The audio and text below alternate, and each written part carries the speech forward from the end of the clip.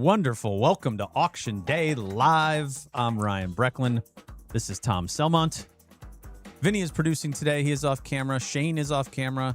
And intern Janiqua is in the background getting lunch. Who let the dogs out? Just before we went live, no, listen, I'm going to stay on focus here. Yeah. Welcome to the auction day. Auction starts to close in 7 minutes. The first item will go into final bidding. Get your bids in now. Get your bids in now. I'm watching all of the push notifications come out on the app. It's 1 o'clock on a Sunday, 6-7 day. I was hoping I could avoid the entire show without 6-7 coming up. First 30 seconds, bro. What? It's over, right? 6-7 is over. It's not cool anymore. One of my kids' friends go, Teddy's still, Your son. obsessed. And one of his friends goes, Teddy, that was so 2025. Yeah, 6-7. And he's probably kind of right. But 6-7's totally. Well, I think for some reason it's permanently stuck in 5th grade because like it doesn't travel with the my kids. son moved from 5th grade to 6th grade, and he says, Dad, 6-7's over. It's stupid.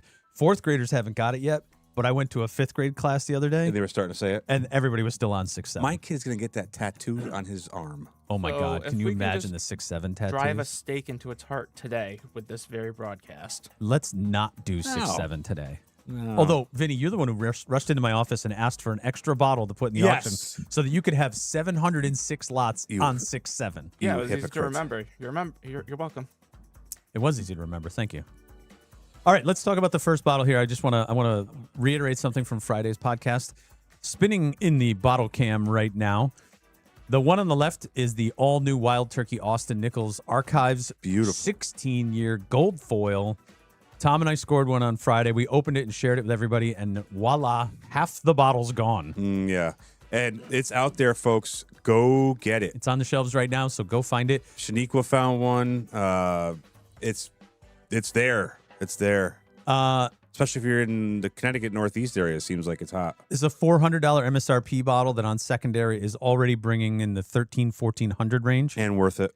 And we And opened worth it, it. and it's so worth it. Tom made a promise on Friday, and I wanted to reiterate that again here in this forum. Mm-hmm. And you said that the remainder of this bottle will go on reserve. Mm-hmm. Anyone who consigns one of these to auction Mm-hmm. will get to taste it. Yes, we will. I'm not pouring you a full glass. But But you're going to be You're going to get a taste. Scroogey? You get it. I have to be. Okay. So bring us this bottle to get into auction. We'll get it into the July sale, and you'll get to taste it. Now, this is a double-edged sword that I wanted to talk to you about. While supplies last. All right. So when it's gone, it's gone. Mm-hmm. And what if someone comes in, tastes it, and then decides not to sell it? They have to sign the consignment thing ahead of Once the time. contract's signed, you get your taste. Yeah. Because we're telling you how great it is and also how much profit you could have in it. But the assumption is, there's multiples out there. There seems to be more of those out there than I thought. So they made a lot, or there's a lot around here. I think there's a lot around here. Mm-hmm. The reason why there's 2 bottles spinning in this is as I was walking out of my office to come to the show, I realized this other bottle of Wild Turkey, which we have from the 1990s, late 80s, early 90s. 89. Yeah, somewhere in there. We opened this at a tasting that we hosted here and poured this for Good Bottle customers. Mm-hmm. And I walked by and I saw the tube and I went, oh, wait a second. Look at how similar they are. Well, that's it, and that was the magical one. Remember, Shane, if you can, the new current Wild Turkey. If you open it up, on the inside is the label of the cheesy gold foil. Yeah, our bottle is this old bottle that was just in the frame. That's not cheesy gold foil. Correct, but it's the same era. Yeah. We'll show you what the cheesy gold foil label looks like because they But recreated it's 12 it. year. It was Wild Turkey's 12-year product. There you go. Now you can see that label. And the new one is 16. The whole point of this is during the bourbon glut, it said 12-year, but it had 16, it had 20, it probably had whatever they could do to get rid of the stuff. I'm curious to look at the empty bottle from the Wild Turkey 12-year, Shane, if you don't mind. Does it have cheesy gold foil on it? That was not a cheesy, bless you, not a cheesy gold foil. Not an official cheesy gold foil, but it's probably got. Is that post gold foil? Is that the whole? Might be pre-gold foil. I don't know for sure. but we'll check this one out and see. This is the bottle that we poured at the tasting. We should smell it. They call this a split label, I believe. Yes, a split label. Split label. We have a little Post-it note on there so that we could keep track of which whiskey was in which glass at the tasting. Yeah. We should do that tasting again soon. So yeah, I would like to do the tasting again. We'll organize it. What we do is we gather Dusties, set them on the bar. Some of them may be unsellable for one reason or the other, but we know the juice inside is good. So maybe in July or August, I think in August, if we sell the tickets for a September event, that works perfect. That's what I was thinking. All right. And we're also going to be at the Connecticut Bourbon and Whiskey Enthusiast Whiskey Tasting. This is going to be in Wallingford this year. That's November 14th. Oh, they're switching it into where in Wallingford? P&A Park. Oh, they're doing it, outside? Inside. Cool. So they're going to a bigger venue. They're going to be able to sell more tickets. And we are promising more Dusties. So we're going to bring some baller things to pour at that event. Find some more. Well, what do we got in stock? We do have quite an archive that we're... Yeah, but Dusties I think we're low on. Well, we have some pretty baller moderns too. So we will definitely bring our A game to that event. Auction is starting to close in 1 minute. And why don't we get the first bottle into the bottle cam? Oh, well, Tom, talk about what you're going to open, and we'll throw a bottle in. This is a great auction for us as a host because we've got some serious... These are things that are in the auction. So we have that we own that we're going to open and taste.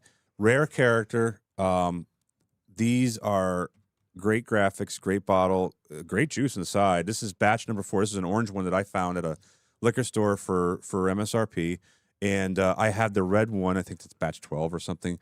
That was very good. Very good for whatever it is, $80, $100, whatever the heck it is. I know some are better than others. And then I'm going to, this is my splurge for the day. We're going to open this sucker up. This is batch 2?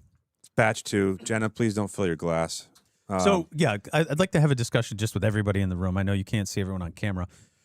Today, we are tasting a lot of interesting things. Yeah, don't fill glasses. We are tasting them. So, really, you want quarter, half ounce, somewhere in that zone, because we're also going to be doing some A-B tasting today.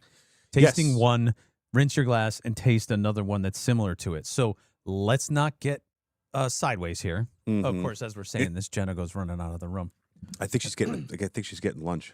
Okay. But, no, it's not here. But still, she runs out of the room when we tell her she should pour less in her glass. This is about longevity. This is a marathon, not a sprint. Yes. And the auction's starting to close. Working on number 4. Let's talk about 11 first. And then we'll get to a drink. We've got plenty of time. Tom, I'm hoping you can help me with this. I've had this one. I will help. Good. Because this looks like a special Angel's Envy. It's lot 11. It's a tequila finish. All right. So 2025 and early 26 was the year of tequila finish because you had Angel's Envy. You had a couple of other companies that had a premium product in finished tequila. So this is Angel's Envy Cask Strength Rye, I believe. Vinny, Shane, that front label right there, to pull the 11 off for me. Can you read what that says right there? Verbatim. It's on your screen. Just click it on your screen. There you go. So this is Angel's Envy Cellar Collection, which is just nothing more than their cask strength. This is straight rye whiskey finished in French oak añejo tequila barrels. So now I will say I've had one finished tequila, different company, that I didn't like. I think it was the Little Book, the Batch Reserve. Did not like it. This one is quite good. Angel's Envy cask strength stuff and special releases are usually really good. This is 104 proof. Great bottle. Great bottle. Presents well and nice. I think they came out with the red one, which is the bourbon. I have one in my office of those. I think there might be one coming up here in this auction too, maybe. That Angel's Envy is sitting at $130. Well worth it. And you got less than 5 minutes on it. Yep. Anything less than 150, I would say, is a bargain. All right, so really quick, why don't we pop that down? And Shane, I'm going to hand you what we're about to drink. That way it can, do you want to talk about it first or pour it first? Doesn't matter. All right, let's pour it. All right, we're going right for that one, huh? Yeah, well, Jack 14, you offered. I'm accepting. and they said, Oh, yeah, Shane can put one in the one in this auction. there you go. Look So at is that that. batch 1 or 2? They should both be batch 2s. Okay. All right, so we had batch 1 a while back, and you said, and I quote, "That's the best Jack Daniels I've ever had," and I agree. They are saying batch 2 is better than batch 1. Really? Two reviews on Reddit, and they were like, "Oh man, this stuff's great." So I we're coming off Friday. We did Ode to Cheesy Gold Foil. I don't know if we're going to be able to top that with Jack 14, but I'm excited to give it a try.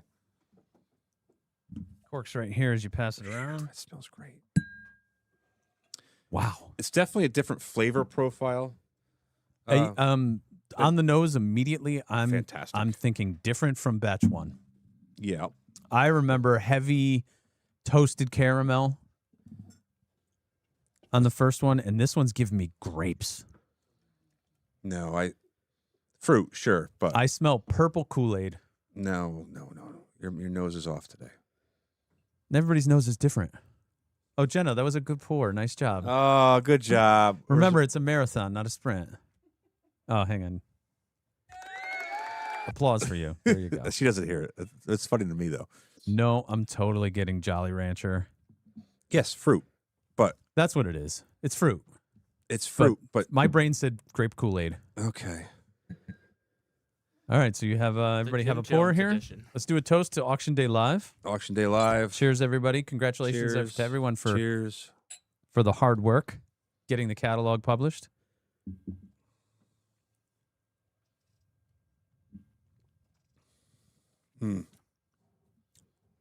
Fruit and nuts trail mix. Oh yeah, it's very. Trail mix? Yeah, trail mix. That was my first impression was trail mix, and I love it. It's like a heightened, zoomy, flavorful trail mix. So there's nuts and berries. There's nothing. I've never had anything like this. And it's different than batch 1 without question. Mm-hmm. I don't think I'm good enough to tell you which one's better. It depends on what you like. And now, do we have any of the first one left? I think I do.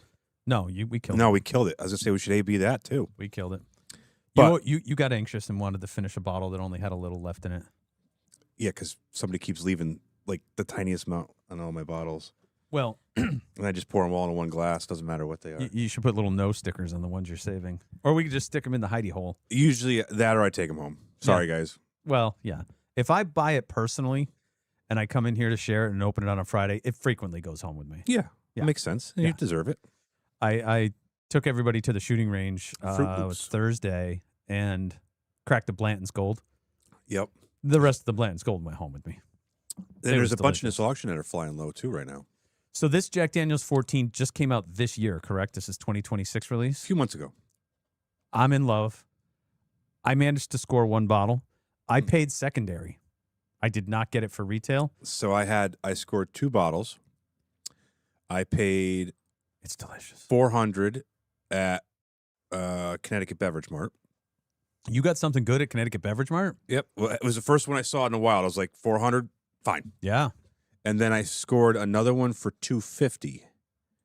I don't remember where. Though. $250? It was out of state. It's sitting at $249.99. it's sitting at $350 in our auction. I can't remember where I got $249.99. I think I paid about that on secondary, but what's MSRP? Good question. Let's Google it. So, like regular Jack Daniels, I'll pass. A Jack and Coke is a delicious I drink. think $249.99. Oh no, what? Yeah, $149.99. So retail's $150. So I believe the 10-year is like $89.99. The 12-year is like $119 or something, and then the 14 is the big one. So $150 is retail, and it's in our auction at $350, which Mhm. I think is pretty close to what I paid. Look at all these bogus websites with the. Oh yeah, there's a lot of scammers. Don't Google search whiskey, by the way. The proper way to research whiskey is to look at completed, legitimate auction records. From us or somewhere else. That's the way to do it. Google does not appraise whiskey. ChatGPT cannot do whiskey. It looks at retail and goes to all these places. So there's all these. GoPuff.com has it for $159.99. Right. Give them your credit card Yeah. info. See what happens. Freehold Liquor and Wine. It's got 2 5-star reviews. $133.99. It's all fake. What we do, one of the reasons why we do this show is to say, hey, we're real people. We really sell the whiskey, and you can come say hi Right. and consign a bottle and have a taste. Tom, thank you. Thank you for opening this. Really bothers me where I paid $249. I want to give a shout out to that place. And well, it's above retail, but it's half of secondary. Yeah. So this is delicious. I'm so glad I got a bottle. And when I got it, I said, meh, am I going to put it in the auction? And absolutely, I am not. This is going on my shelf. No. So, listen, it's at $350. I think it's better than that. Better now with a little air. I think it's better than that. So I'll pay. If you're in, now that I've tasted it, it's a solid $400 all day long. $450 if you need one or want one. In my humble opinion. have we found any reviews on this yet? Yeah. Reddit all day long. Reddit's hitting this. I'd love to know what they're saying in terms of tasting notes, because fruit. That's how I. Yeah, that raisins and Fruit peanuts Loops thing is kind of coming back for me now. I don't know about Fruit Loops the second time around. What'd you say, Shane? Trail mix. Yeah, but good trail mix, fresh trail mix, not that bag from a convenience store that's been sitting on the shelf for 6 months and the raisins are like stuck to the inside of the bag. No, not that. Should I just read this out? Right, it's a very good review. Give us the highlights. I'll give you the highlights. A Reddit review. Is this it a Reddit famous? review? Is it like Take or somebody else? No, guys. Okay. This is kind of middle of the road. Banana and brown sugar smell, complemented by red fruit. There's your grapes. Butterscotch, very sweet on the nose, incredibly strong. Butterscotch, yeah. As complex as it was on the nose, it's less sweet on the palate. No ethanol, leather and oak notes, et cetera, et cetera, et cetera. Baking spice. This guy ranked it a 9 on the Take scale. Okay. As one of his all-time favorites. And this is one of the best whiskeys I've had this year, and Right. might be a top 10 all time. Right. It's hard. Like we're fortunate to get to taste a lot of Dusties, and a special older Stitzel Wellers and things like that. But 9. Somebody else did 9. Russell's Reserve 15. That Wild Turkey we tried Friday, the 16-year new gold foil. This Cherry syrup or reduction. sure. I definitely get fruit syrup. Yeah. Fantastic. Mm-hmm. Fantastic. You know what? You like to do this. You say, I predict this bottle will be at X level in X time, Y time. So you called it on Russell's Reserve. Russell's Reserve 15 has been moving towards the $1,000 mark very steadily. $100 every 6 months. Yep. Can you gesture into Tom's field of view again? It looks like your arm is really long. So here's a review on Reddit. It has a media sample bottle, so he's somebody. Well, a writer probably. Yeah. He gave it a 9 too. And 9 is Take scale, incredible and all-time favorite. And yep. Absolutely. 9. I agree 100% with those numbers. On the Portnoy scale, 9. Portnoy's that's another, yeah. He doesn't do zeros. Yeah, he does 9.0s or 8.0s. He did a 6 for Chuck E. Cheese. You can use the mic. It's fine. Just because we can't see it doesn't mean we can't hear you. No, he rarely does a 0. It's usually a 0.1 or a 0.9 because he leaves the 0 markings as like an amateur rating. Okay. All right. Whatever. Yeah, whatever. He went to my favorite pizza spot, rated it a 9.1, and now I can't get pizza. Yeah, well. All right. It is what it is. Thank you, Tom. Jack Daniel's 14, batch 2. It's in contention for whiskey of the year. Sure. Along with the Wild Turkey So here's the problem, and this is something to talk about. Jack 14, it's in the 400 to 500 range. Mm-hmm. Wild Turkey Gold Foil 120 121 proof. Yeah, 120. Well, I'm saying dollar amount. You got tiers. You have well, look at that. The Jack is affordable under 500. That Wild Turkey skyrockets to 13. Correct. Yeah. And that MSRP. What's MSRP on Gold Foil? 400. So if you look at this scaling, so Jack Daniel's is 150, Gold Foil is 400, and then it's like 2.5 times. So there's an equation there. There's a math. There's a math play there. For sure, but I think the Wild Turkey, the 16-year gold foil is currently in the hype phase. And you'll notice that when a whiskey gets released, there's the, oh my God, I got to have it. Oh, it's going to be worth more. So sometimes those settle back down. Elijah Craig 15. Nothing will make me happier than if that new Wild Turkey settles down to 700-800, because then I could buy it. Okay, let's look at another scale. 12-year Van Winkle is at the 650, 700 spot. Yeah. 800. 6, 7. So last year, Ryan. 15-year Pappy is at usually the 12 to 1400 mark, 12 to 1500 mark, right? Yeah, 12 to 6, but so closer gold to 15. foil is currently in the Pappy 15-year area. Would you rather have Pappy 15 or gold foil? Oh man, that's a tough call. I know. For how That's much what money? I'm asking. So they're both at the same price point. Give me the actual number you're going to refer to, and I'll make my decision up or down. So they're both $1,400 bottles. $1,400 bottles. Pappy 15 or Wild Turkey. So at this point in time, and I'm going to reserve my right to change this opinion. And I have a question before you answer. Okay. Is gold foil coming back? Or is this a one-shot, one-year deal? One-time release only. Okay, that makes a big difference for me. Pappy 15 is an ongoing release. Mm-hmm. You can find it in most of our auctions. Mm-hmm. And if you want to put up the money, you can buy it. Mm-hmm. If I had the money but couldn't find a Wild Turkey to buy, there's your answer. And that's what I was going to go with. If I know Pappy 15 is coming out every year, people are always selling bottles because they're turning things over, Mm-hmm. and it's usually available in the auction. I only maybe have to wait a few months. It's a standard commodity is what I'm getting at. One-time release on that Wild Turkey, that bottle it has the possibility to go even higher. So that you're touching on it. So, you have benchmarks, right? Mm-hmm. So the benchmark Pappy 15 is at that 1,400 range. I don't think it'll ever go down. The 12 to 15, I don't think it'll ever go down. I don't think it'll ever go up. If you offered me a bottle right now for $1,400, I'd pay. Yeah, I'll take it. Yeah, sure. Yeah. So when gold foil gets more and more rare, because guys like us open it and they don't release it every year. So 5 years from now, 10 years from now, what do you think gold foil is going to be worth? It needs a year to marinate, Mm-hmm. because as that bottle comes out, it gets reviewed more. It hits Mhm. YouTube. It hits Reddit.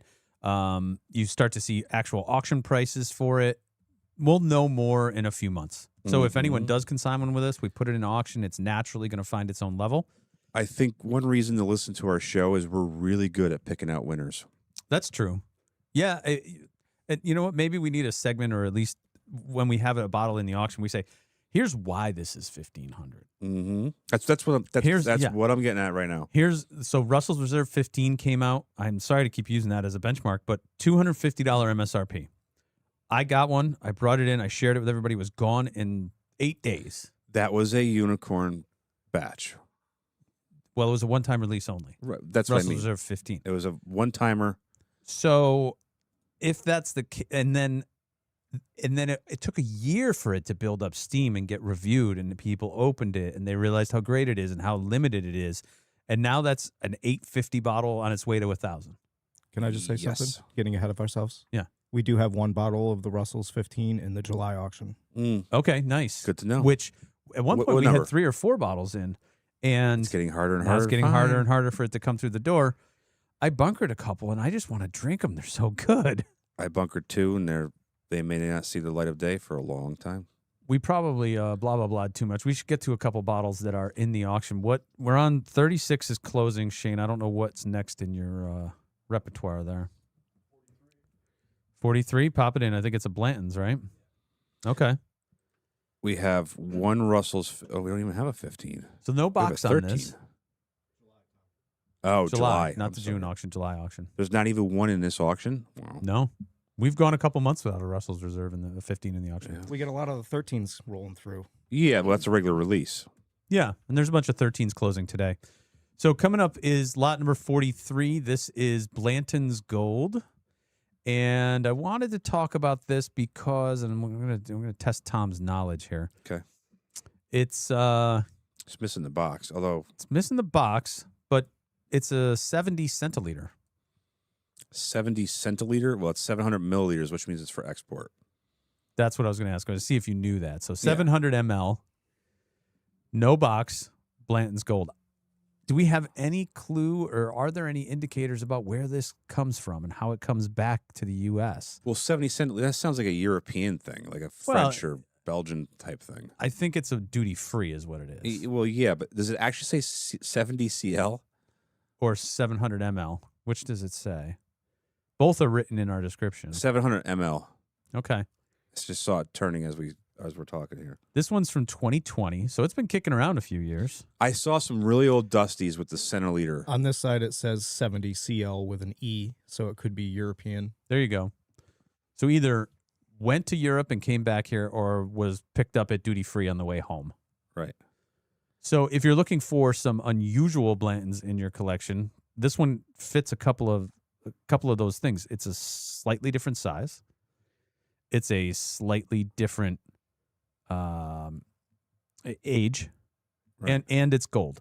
So, like, I like that combination right now. This one's sitting at 150, which is not unreasonable for a bottle of Blanton's. But if you're looking for something different, right, you've collected all the different letters, you have all the U.S. releases. Here's one that would be an addition to your collection. You know what we got to do? We got to figure out what people are collecting. And that, I'm not No, saying. I can show you.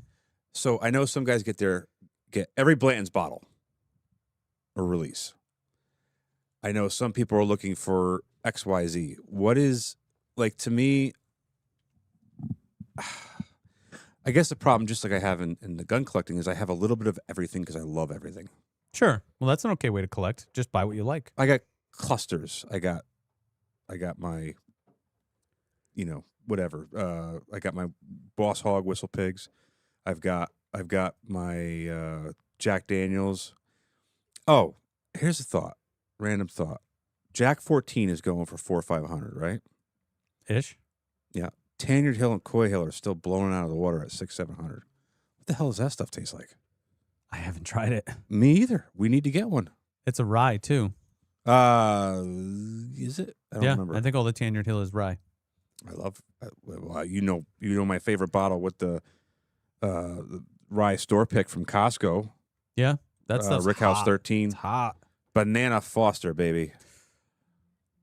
All right, when Shane comes back around, we're gonna swap out 43. I think for Look at this guy. 83? Look at this guy. He's complaining about $400 for the gold foil. The turkey. Yeah, He's complaining about MSRP and he Jumbo hasn't tasted Fister. it. Well, so you're on Reddit and you're finding someone complaining about a $400 MSRP. $400. Yeesh. So Listen, I don't care how poor or rich you are. Things go for what they go for. right. So that bottle's getting vacuumed off of shelves at 400. Wild Turkey and Campari are totally winning. And then it's moving on to secondary at $1,300. Shut the front door. Mm-hmm. So you and I, everyone who works here has a very unique perspective on the whiskey business, Mm-hmm. especially at the retail level, because it's like everything is crazy and nothing matters at the same time. It's just Yes. people voting with their wallets. And Yes. we thought that was so much fun that the value of an object can change dramatically over the course of time and based on availability. We said, why don't we make a business out of that? And it's a business that helps people get what they want, lets them vote with their money, Mm-hmm. and sometimes get deals, right? There's Mhm. bottles in the auction today that I think will close below MSRP. Sure. So you have this huge opportunity to make a score on something that you want, or to trade something that you own that you don't want or don't care to own anymore and turn it into the whiskey that you do want or the money that you We're want. a niche marketplace. Niche. Niche. Bless you. Niche. I like niche. So, yes. And, oh, the bids are flying in here. Yes. The auction, we sent the push notification and the SMS notification, and boom, activity went nuts right as everything started closing. Anything getting hung up right now? Any extended bidding? I haven't seen any yet. Oh. Let me go A back lot of to that. Blantons closing right now. Yeah, we're in the bees. Blanton's original. You know what's exciting? All right, let me reverse this for a second. You know what's exciting? Blanton's standard, Eagle Rare, EH Kettle Small Batch. They're all on the shelves. You want it? You're new to this thing called whiskey hunting. You could go try all the classics that didn't exist on the shelves During a year ago, COVID, 2 years yeah. ago. The regular, the standard expressions are available Well, yes, but I still see around here, Northeast. I still see some museum pricing. I mean, Yeah, they're drunk. They now that the stores are able to get Blanton's and Eagle Rare on a regular basis, they still put it in higher than they should. yes. And now I also see sometimes our Blanton's and Eagle Rare goes a little bit high, but it's tough to draw straight lines. I couldn't tell you why. Right. It's an auction, bid whatever you like. Right. But let's take a look at this Bowmore. All right. Well, you're going to Scotch. I'm gonna duck out for a second, I think. You gonna go eat? Yeah, why not? All right, maybe Shane will give me a hand with the Scotch. That sounds good. I'm putting this one in because it is hard to find. I think it was a one-time release. I don't know for sure. But this is the Bowmore Isla single malt. It's a 15-year Scotch and titled The Darkest Sherry Cask Finished. It Right. does look good on the screen. Look at the, if you're looking at it in the auction catalog, lot 83, I hope when it comes, oh yeah, you can see the color as it spins on the little dial here. I think not a lot of this made its way to the U.S. I'm going to just make a big assumption here and say it's going to be delicious. You're getting the characteristics of an Isla, so peat and smoke with that sweet and complex sherry finish. I watch what a lot of the single malts sell for in our auction, and I'm wondering if people are really clued in on some of this, because if you want a different whiskey drinking experience, maybe you're a bourbon guy. If you like finished or wine finished or sherry finished bourbons or anything like a Magnus cigar blend, if that appeals to you, this might be a good way for you to cross over. Go to the peat and smoke side and find something that's complex and delicious. I'm recommending this one because you really don't find a lot of Bowmore when you're going around regular retail liquor stores. It's got a higher age statement, 15 years, a beautiful color, and that sherry finish. So maybe pay attention to this one. This is lot 83. Does that sherry finish take away from the burnt Band-Aid taste? This is not a Burt Band-Aid one. This is not the extremes that you get with Lafroig and Ardbeg. Bowmore's more of a middle-of-the-road Isla. Okay. Peated, but not cigarette ashtray. I know it takes a lot to handle some of those really complex, strong ones.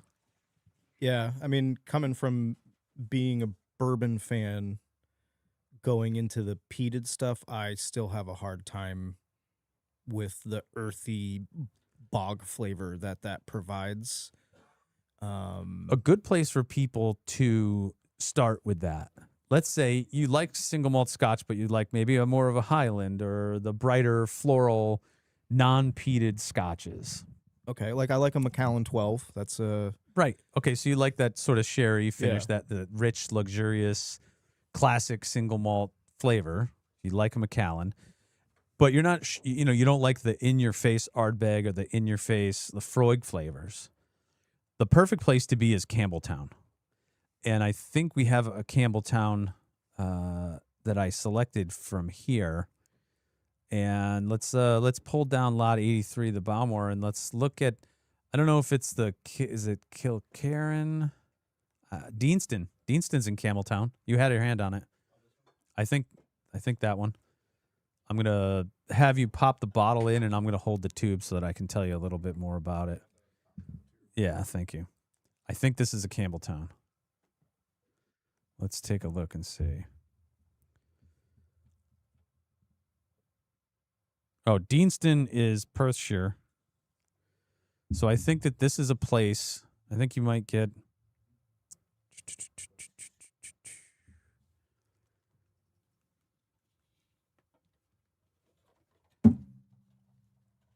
Yeah, I might have picked the wrong one. Sorry, Deanston Highland single malt. I think this is just another Oloroso sherry cask matured, but I don't believe, based on the place, that this is what I was thinking of. Now, are the Highlands something that would be more appealing to me for the fact that I'm not a fan of the peated? So is it like the Islay that is Isla. Islay, because I'm American. Is that the peated low level, and then the Highland is Highland is a region. I'm Okay. not good at telling you exactly what it is, but you have different waters, different Okay. grains, different distilleries, different styles of whiskey. Isla is almost completely heavily peated, smoky, okay? complex, salty, sea brine type whiskey. There are a couple on Isla that are non-peated. Okay. So, but the peat is in so many things. It's in the water. It's Right. it's what they burn to malt the barley, and that's how that flavor gets in there. So when you have peat in the water and you burn peat smoke underneath the barley while you're malting it, that's how all that flavor ends Okay. up in there.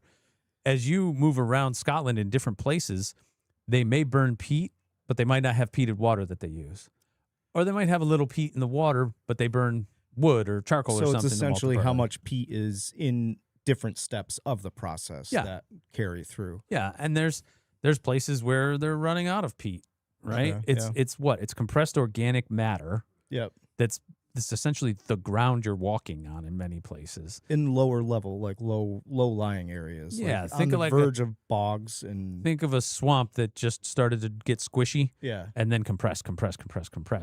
They take it out, dry it, and they burn it for fuel. They warm their homes with it,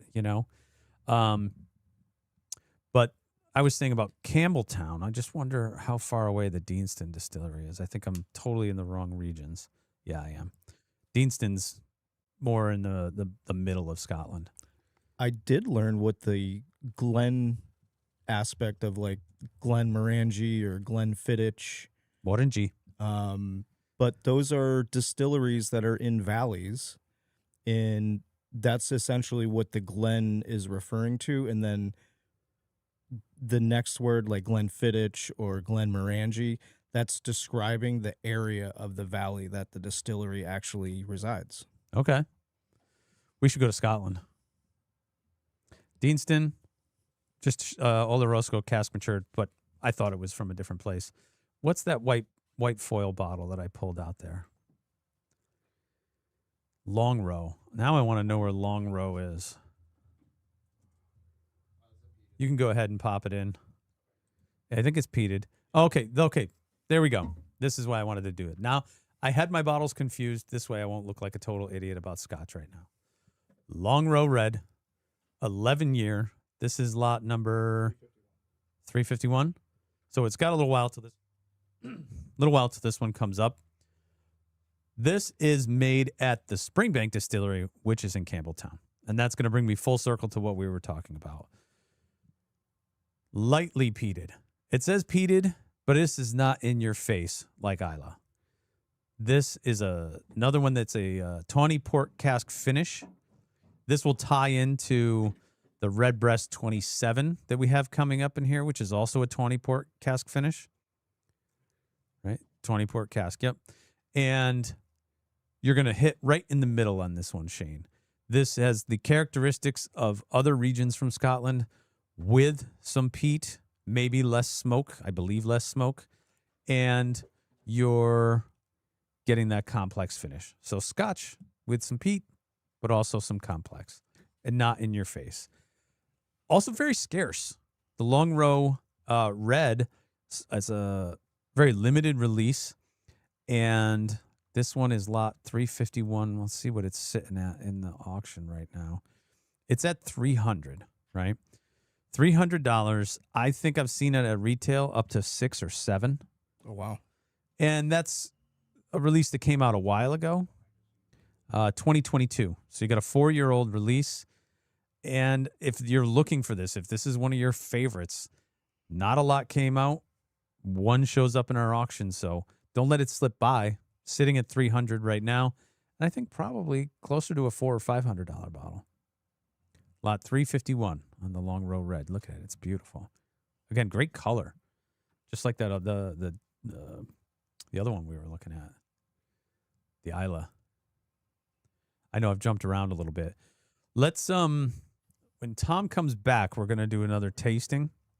and we're going to do an A-B.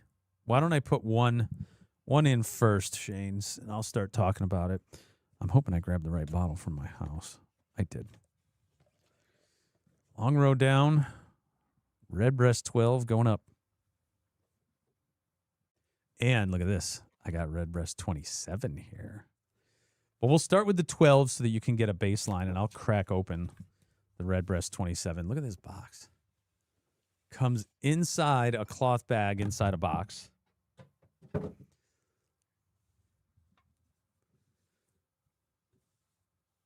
Once you get through the cloth bag, there's just some of the most impressive packaging out there.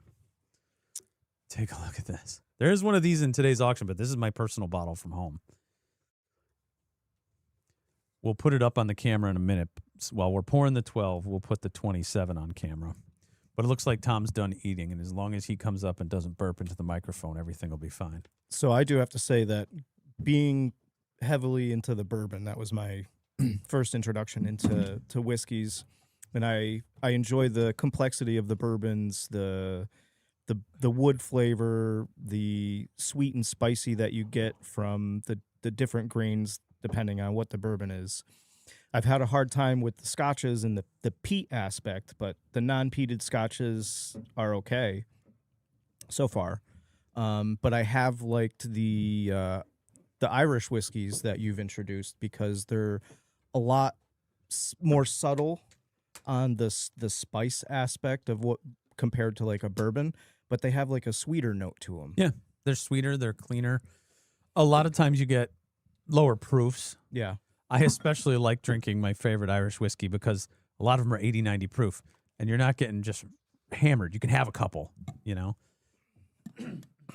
All right, so the first one I'm going to pour for you, this is the A taste, is the standard Redbreast 12-year expression. Oh, this is actually something I've been looking forward to trying. So I want to give you a baseline on the Redbreast 12-year, so you have a taste of that, and then we're going to pour you the 27-year. Again, one in today's auction, I think sitting at $550. Old retail on Redbreast 27, you could just take it down and pass it around. It's a bottle everybody's seen. So, but first I'll have you take this 27-year, show them the box for a couple of spins, and then we'll put just the bottle in there for a couple of spins. So this is just a regular 12. It's nothing special. You can find it on every liquor store shelf for $65 to $75. Send it around and do your first taste with this. Beautiful Irish whiskey. To me, the baseline. This and Green Spot are the baseline Irish whiskeys out there. Yeah, sure, there's Jameson, there's Patty, there's all these others. Smells good. For a good tasting, sipping Irish whiskey, I recommend you go Green Spot or Redbreast 12. They're both very affordable and very consistent quality. Not much in terms of legs.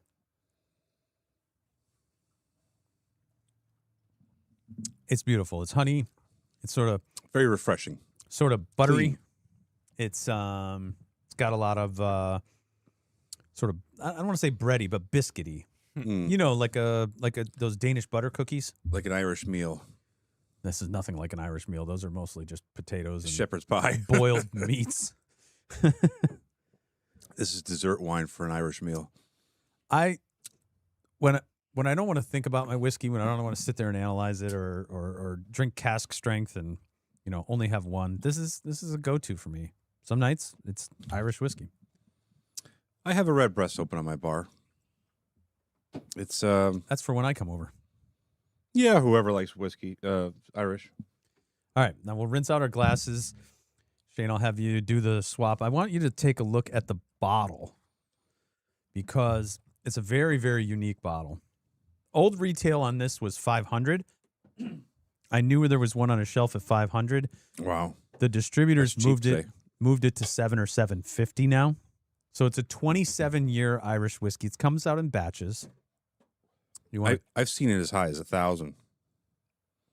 There's very little left in this bottle. It's mine from home, so there's enough for everybody in there. You can kind of see the level on the camera.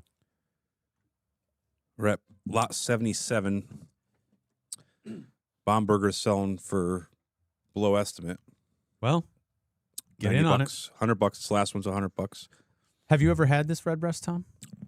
Not the 27. No, I'm a 27 virgin here. So we have they released 12-year. They have 12-year cask strength, 15-year cask strength. I think I have 15-year cask strength at my house. I'd say that's lower on the totem pole of all of these for me. Okay. They do 20 port finish. They do PX Pedro Jimenez port finish. Mm-hmm. Well, that's a sherry. They have different oak finishes. The Missouri oak. There was another one. They have a whole lineup. They have, if you go to my local liquor store, there's like 5 different colors. There's a blue, yellow, ivory colored one. There's all over the place. And then you start getting into the bigger age statements. So there's 18-year, 21-year, and 27-year. If we drank them all in one shot, it might get a little rough in here. So I heard from, so you had done a Redbreast tasting years ago at your house. Prior to them releasing 18-year. And I think everybody said 21 and 27 were very close, and people actually like the 21 better. And the 21 went from being like $200 to like $400 now. So the 21-year has really gone leaps and bounds above where it was. So has the 27. So let's try this, you guys. Shane's going to finish a rinse, and then I'll pour you guys some of this. And I'm curious to get your takes on it. What you taste and smell when you're dealing with a 27-year-old complex Irish whiskey.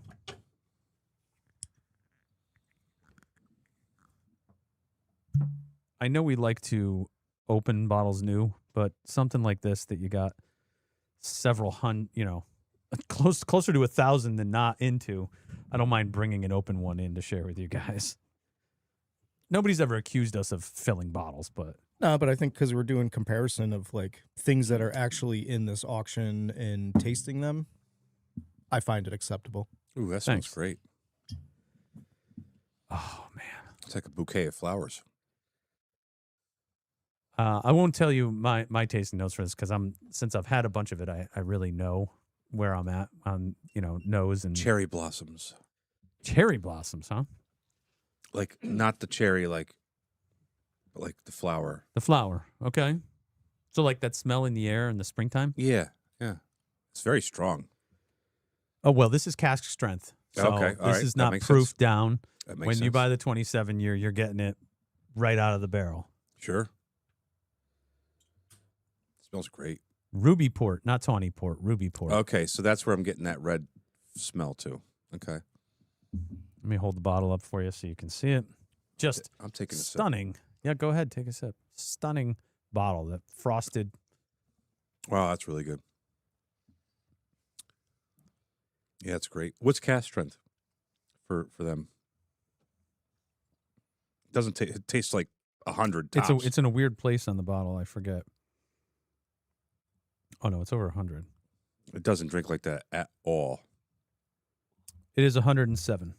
That's a magical spot for a lot of different whiskeys. Yeah, where you get the most flavor. So what I get off this, I get pure grapefruit. Okay. I get citrus zest. Maybe because I just ate food, it's thrown it. Okay. Shane's making a face. I get axle grease. Axle grease. Axle grease. So Axle grease. So you don't like it? No. But I worked in a trucking industry, and What the hell? Axle grease smells like that? no, this is like This smells like a fresh grapefruit to me. No, I The get smell is wonderful, but the taste for me, I'm getting salami. No, if you- and I if- haven't had pizza yet. Salami? if you've ever experienced like burnt gear oil or like axle grease, there's a slight hint to that. So like a burnt petroleum product? This is not going the way I thought it would. What do you guys? Are your noses shot? Janice, what do you have a tasting or a smelling note? You could shout it. Maybe they'll hear you. Fruity. Yeah. Fruity and floral. Fruity pebbles.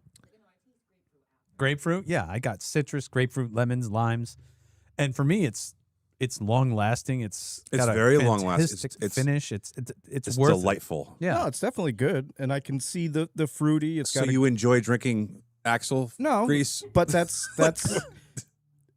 what comes to mind when I get the smell. There's a slight overtone of burnt axle grease, and then when I taste it, I can almost taste the either burnt gear oil or axle grease. I think you need a CAT scan. Yeah.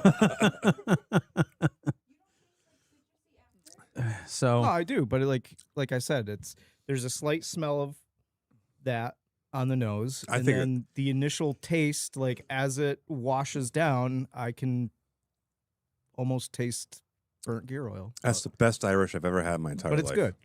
now in the auction today, Seriously. sitting. Let's see what it's sitting at right now. What, red breast? Yeah. I'm scrolling. Scrolling. Oh, look at that. Went right to it. Lot number 505, Yep. currently sitting at $600. That's great. So that's still below retail. You could not buy it for that on the street right now. I remember when I bought my first bottle of Redbreast 27, it was still $500, and I had made a business deal.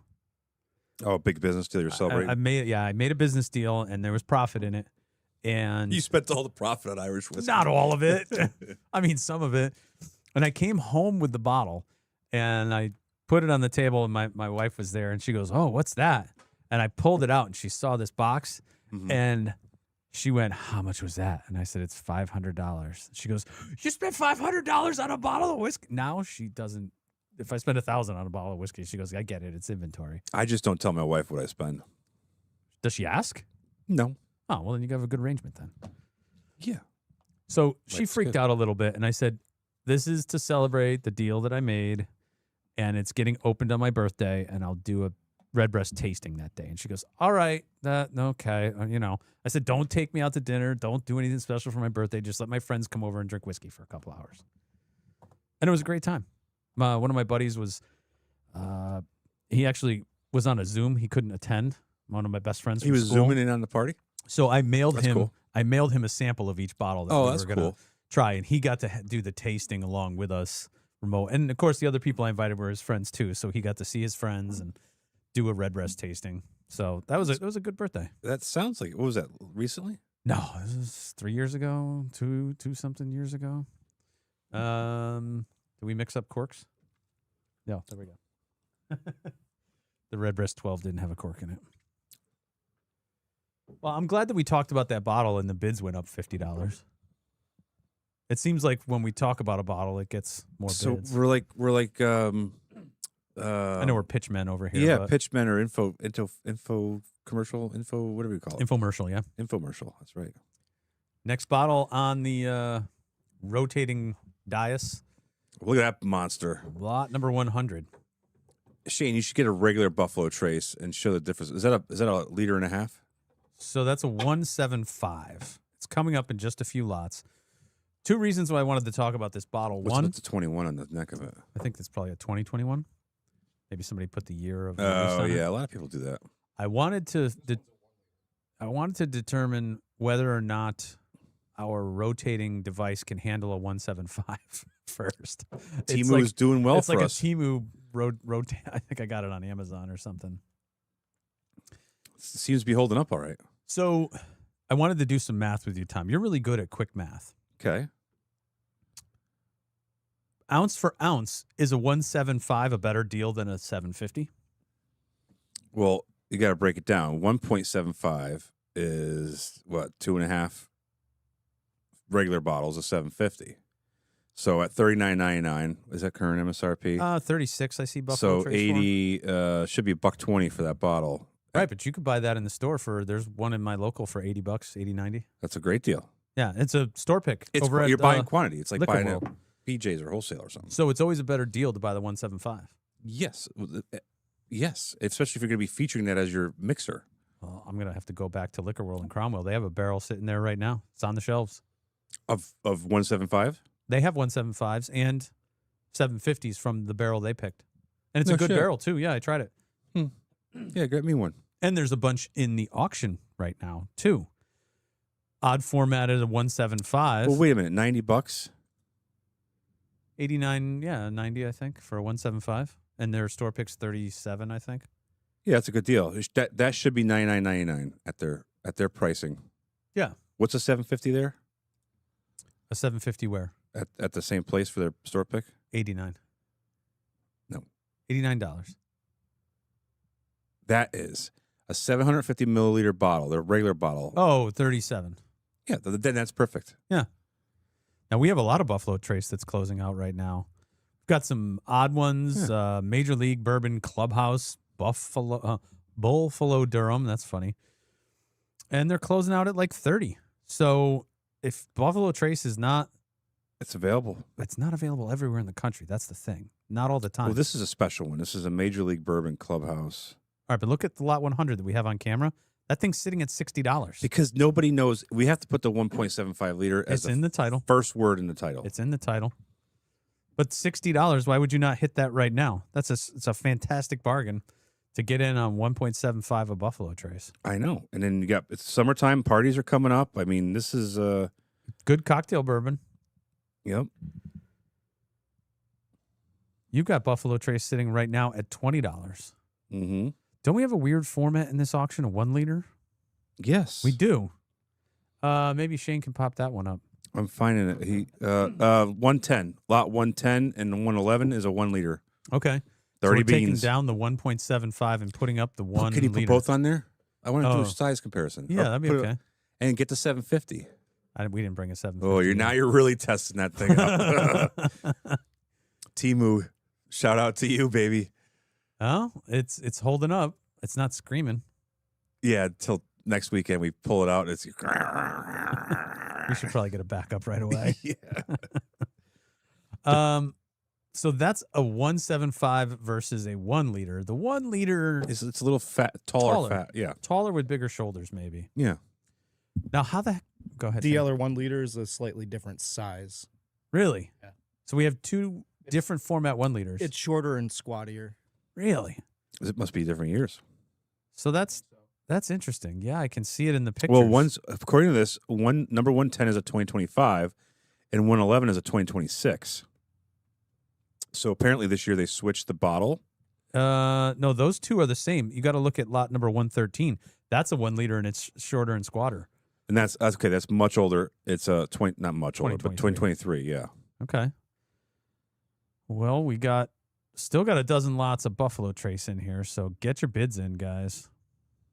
As we move on from Buffalo Trace, we got Bully Boy, Bunnahabhain, Bushmills, and then we're going to do either 118, 119, 120, somewhere in there. Calumet. We have a Calumet? We have 3 bottles of Calumet. No, but we have an open one to try. I don't, but I'm going to tell you a little bit about it. Yeah, Okay. bring it, pop it in. Then I might take a break here in a minute. You know what we need to try? Chartreuse. Okay. That's coming up too. So what I'd like to get my hands on again, and I've had a tough time finding one, is the Chartreuse VEP. And that's their hyper-aged, hyper-complex Chartreuse. I got a bottle as a gift for doing an auction, and I shared it with everybody who would try it. It was super complex, and I haven't found one since. So if anybody has a lead on a VEP, I'm definitely interested in that.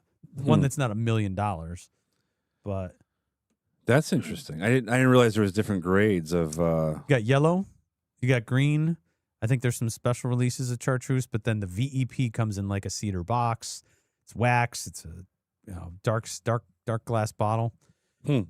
This is, I'm gonna put Calumet 16 up there at like the sleeper bottle. These are all under $100. All right, let me be blunt with you on Calumet.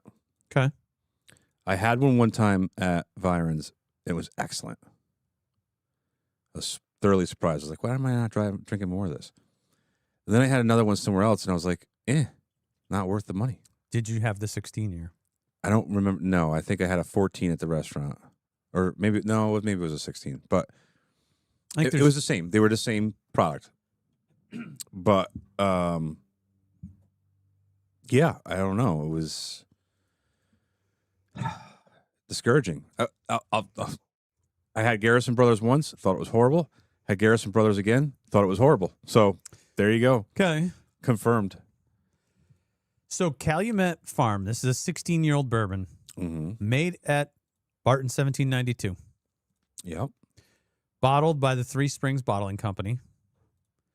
And if you like the Barton profile, which they make Costco's bottled and bond bourbon. They make a lot of other bourbon. Mm-hmm. This is a fantastic bottle for you to buy that's complex, that's delicious, that normally sits on the shelf. It's like $159, $169. I think it's going up a little bit too. So you go to a store, you find this for $159, $169. A 16-year Barton bourbon in our auction right now at $80. I would tell anybody who's listening right now to go bid on these 3 bottles. The Calumet 16 are at 100, even 110 or 120 out the door. It's a bargain for a 16-year bourbon that is absolutely delicious. I like this. If I could buy it at that price, I would. I absolutely would. And there's 3 chances for you in this auction. So I bit and got the fancy one there. What was it, 18-year or 17-year? Oh, didn't they have that at Costco, the 17-year? I scored Barton, a 17. Or a Calumet. Yeah, I scored that. It's sitting on my basement shelf, and Or you just bunkered it? yeah, I might use it as trade fodder someday. And Well, I want to try it. maybe we could try one of these 16s because it's only a year off. So that was the other thing I think you were saying, is that from 15, 16, 17, the 1 year was dramatic with Calumet. Yeah, because I tried, I think, the 12 and the 14 or something like that. But the 16 was the sweet spot. Yeah. So I didn't try the 17. So Oh, 18. It was an 18-year too. I forget which one that you picked up. It could have been 18. I'm Googling it right now. But that was like $250, I think. Mm-hmm. And this sits on shelves for 150 to 170. And I can't believe people are passing it up. They're paying more money for a Buffalo Trace product. It's common than something like this, which is harder to find and a fantastic bourbon. All right, so this is the problem, is they have a lot of products. 10, 12, 15, 16, 17, 18. Okay. That's a lot of different products. It's not a big deal. Look at how many products Whistle Pig has. Yeah, but it's just a year off. Yeah, could be packaging too. Big differences in packaging. Yeah. I like packaging though. I hate it when people poo-poo packaging, and I'm like, but I like the experience. It's like if you buy a Rolex without a box, it's not the same as if you get it with it's the a big deal. box. So what I picked up was an 18 because I had this long, skinny The thing. trophy decanter. Yeah. And Yep, the 17 is a kind of a square bottle. Oh, Ceramic Farm. Those are cute. Those were overpriced at one point. Last of the Buffalo Trace going off. This is the Squatty 1 liter sold for $50. Well, maybe because we talked about it, it brought a little more. There you go. Strange format. Bully Boy closing now. Bunnahabhain, some Bushmills, Calumet Farm. Hey, how do you pronounce 115? 115. Bunnahabhain. Bunnahabhain. Bunnahabhain. I'm probably, my accent isn't great, but it's called Bunnahabhain. What What does do you that got next translate in to? line, Shane? Is that it? Okay, pop it in there. We got a few lots until we get to it, but we may as well put it up. We got a lot still. We're only fifth of the way through. Yep, we're an hour into the podcast. Mm-hmm. Mm-hmm. So let's talk about lot 179. We're on 115 right now. That's closing. That Bunnahabhain sold over retail. That's pretty good. Mm-hmm. I don't see that often.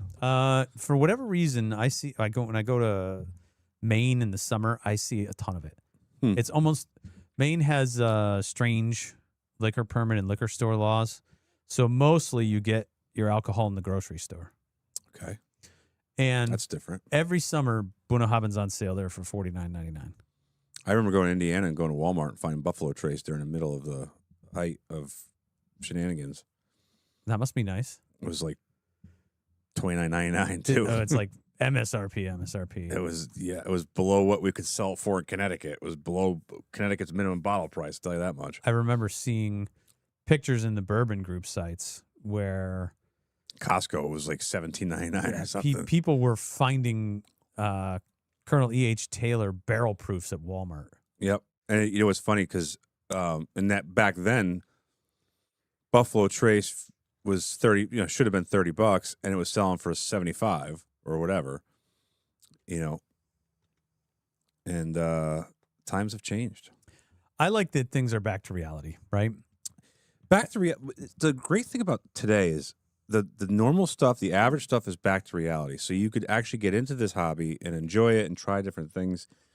But the good, rare, limited edition stuff is highly appreciated and highly coveted. Gold foil, for example, JD14, so on and so forth. Look at this right here on the dais. Eagle Rare 12-year. We knew this was coming out because I think we saw the TTB label. Mm-hmm. So you see Eagle Rare 12-year. Oh, my God. They've added 2 years to Eagle Rare. What does that even mean for this product? People were laughing at it, and then it came out, and they're like, oh, wow, it's really good. I think Minnick did a review and immediately said, what is 2 years going to do to this product? And it made a big difference. Well, ask yourself the question, what does 7 years do to this product? We've had Eagle Rare 17-year. Mm-hmm. Yeah, it's great. 17-year. We had Eagle Rare out of the barrel. Yes, we did. The 10-year. Yep. Eagle Rare barrel proof is special. That would be stupid special. Apparently, they won't do it. They're not. Maybe they will someday, but tasting Eagle Rare right out of the barrel is pretty nice. Hey, look, we screwed up on estimates. Why is that? Lot 180 and 181 is Eagle Rare 12-year, and it's only estimated at $40 to $60. Oh, so somebody copy pasted? Or just didn't realize it was a 12-year. And then high bid, $190. Well, what lot number is that? 180, 179, 180, 181. Okay. So, yeah, that's the wrong estimate, but they figured it out. I don't think some people really don't like it when we don't put estimates. I don't think it matters. Everybody's well informed in our group. Oh, both of the Eagle Rare 12 years got the wrong estimate. All three. All right. So let's talk about it though. Have you had it? No. Me either. Mostly because I'm having a tough time looking at $200 for it's basically $75 a year above the Eagle Rare 10-year. Well, look at Jack Daniel's 12 to 14. 12-year is like 200, and then 14-year jumps up to 400 plus. Are we going to have to pay secondary to try this? Probably. I mean, I will. Yeah, I know. I think my challenge is to find one in the wild. Do you know what MSRP is? Is this going to be a regular product for them? I think so. Let me see what MSRP is. Yeah, that's what I'm looking at. $59.99, $49.99. And then a regular is what? $34.99, $39.99. Yeah, that sounds right. So $15 MSRP. Well, think about this higher. Way. Yeah. Well, this reminds me of the Jack Daniel's Heritage bottle, the blue bottles, the Toasteds. Yeah. When they first came out, people were paying $1.20 for them, and now they're all over the place for $70. Not even. I saw one for $59.99 the other day. That's $10 cheaper than most. Mm-hmm. And that's a delicious bottle. And that's a great bottle. It's a great bottle at that price. It's 100 proof, bottled and bond. Mm-hmm. And I know I sometimes get made fun of it, but I like a little whiskey on the rocks now and then. That's a good one for that. Mm-hmm. Eagle Rare 12-year, 3 bottles in our auction, 2 at $200, 1 at $190. So if you wanted to get your hands on one and go from $190 to $200, that's your shot right there. Closes in 28 minutes. Clyde Mays 13-year Alabama style whiskey it's right in the middle of the estimate. But that's one brand I've had before. I said, yeah, okay, no problem. And then I don't know. Is there Clyde? I have a feeling people in that area covet it, but I don't know much about Clyde Mays. That's what I'm saying. I don't know much about it. But that's a 13-year Alabama style whiskey. 13 years. It's a good year. It's a good age. No idea. We're getting into the Colonel E.H. Taylor world too, which is exciting. And you know what? I got to tell you, those barrel proofs are all flying low right now. Yeah. Well, I think E.H. They're all Taylor, sub 200. I think there's one that's over. That's batch 8 must be an older. Yeah, 2019. It's available. Not barrel proof. I maybe in California or Ohio. Mass and Rhode Island had one, and they had it priced for, it was too much. It was $250, $300.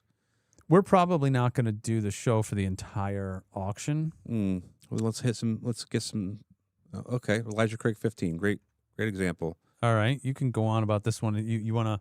Well, we bring out the 23 as well, so we can talk about both. Yeah, we got that. Okay. So, Elijah Craig 23 year. When was the last time they had that? It's been a few years, and it is not an annual release. Correct. Either they don't have a steady supply, or a lot of my guess is that Elijah Craig barrels rarely hold up to the 23-year mark. You think meaning they get over oaked, right? Mm-hmm. If you've had the 18-year Elijah Craig, it starts to get oaky at 18 years. I prefer the 15 over the 18. I had an 18 that was I do really too. oaky. It's sort of like the Pappy thing. I know it's not a weeded bourbon, but I like 15 a lot. But I bet you not a lot of barrels make it to 23 at all. They ever. probably forget about a rack of them, and they're like, "Oh shit, let's do a 23." You can have a 23-year-old barrel that's way too tannic. Well, here It's going to be oaky. It's going to be tannic. It's not going to be bottleable. So here's Breaking Bourbon, Elijah Craig 23-year review.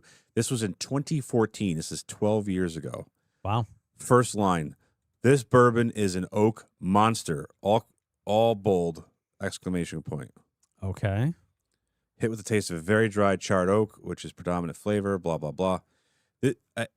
It's an oak. Look at Pappy 23. That's an oak monster too. Yeah, but it's not over oaked. It's oaky, but it's not over. It takes the oak differently. It works with it. I would love to try the Elijah Craig 23, but I have some. Really? Yeah. In fact, that was going to be my experiment for today. Oh. Was maybe what we'll do is we'll put the 23-year Elijah Craig up on the thing so you can see it, and then I'll show you the bottle that I have. Okay.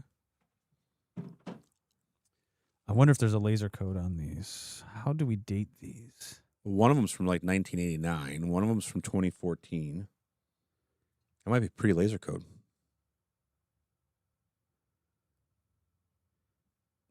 I can't even read this. The writing on this one's... Years of release. Yeah.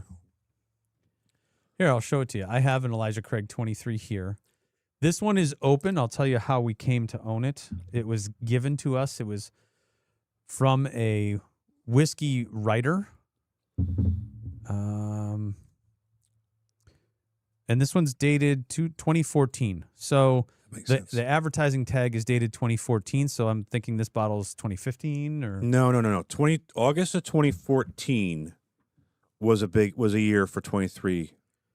So, and that looks like the same thing as the one we have in the auction, the label type. Yeah, but the one in the auction's 2013, I believe, is the date of release. So they released it consistently for a few years. This one was barreled in 1990.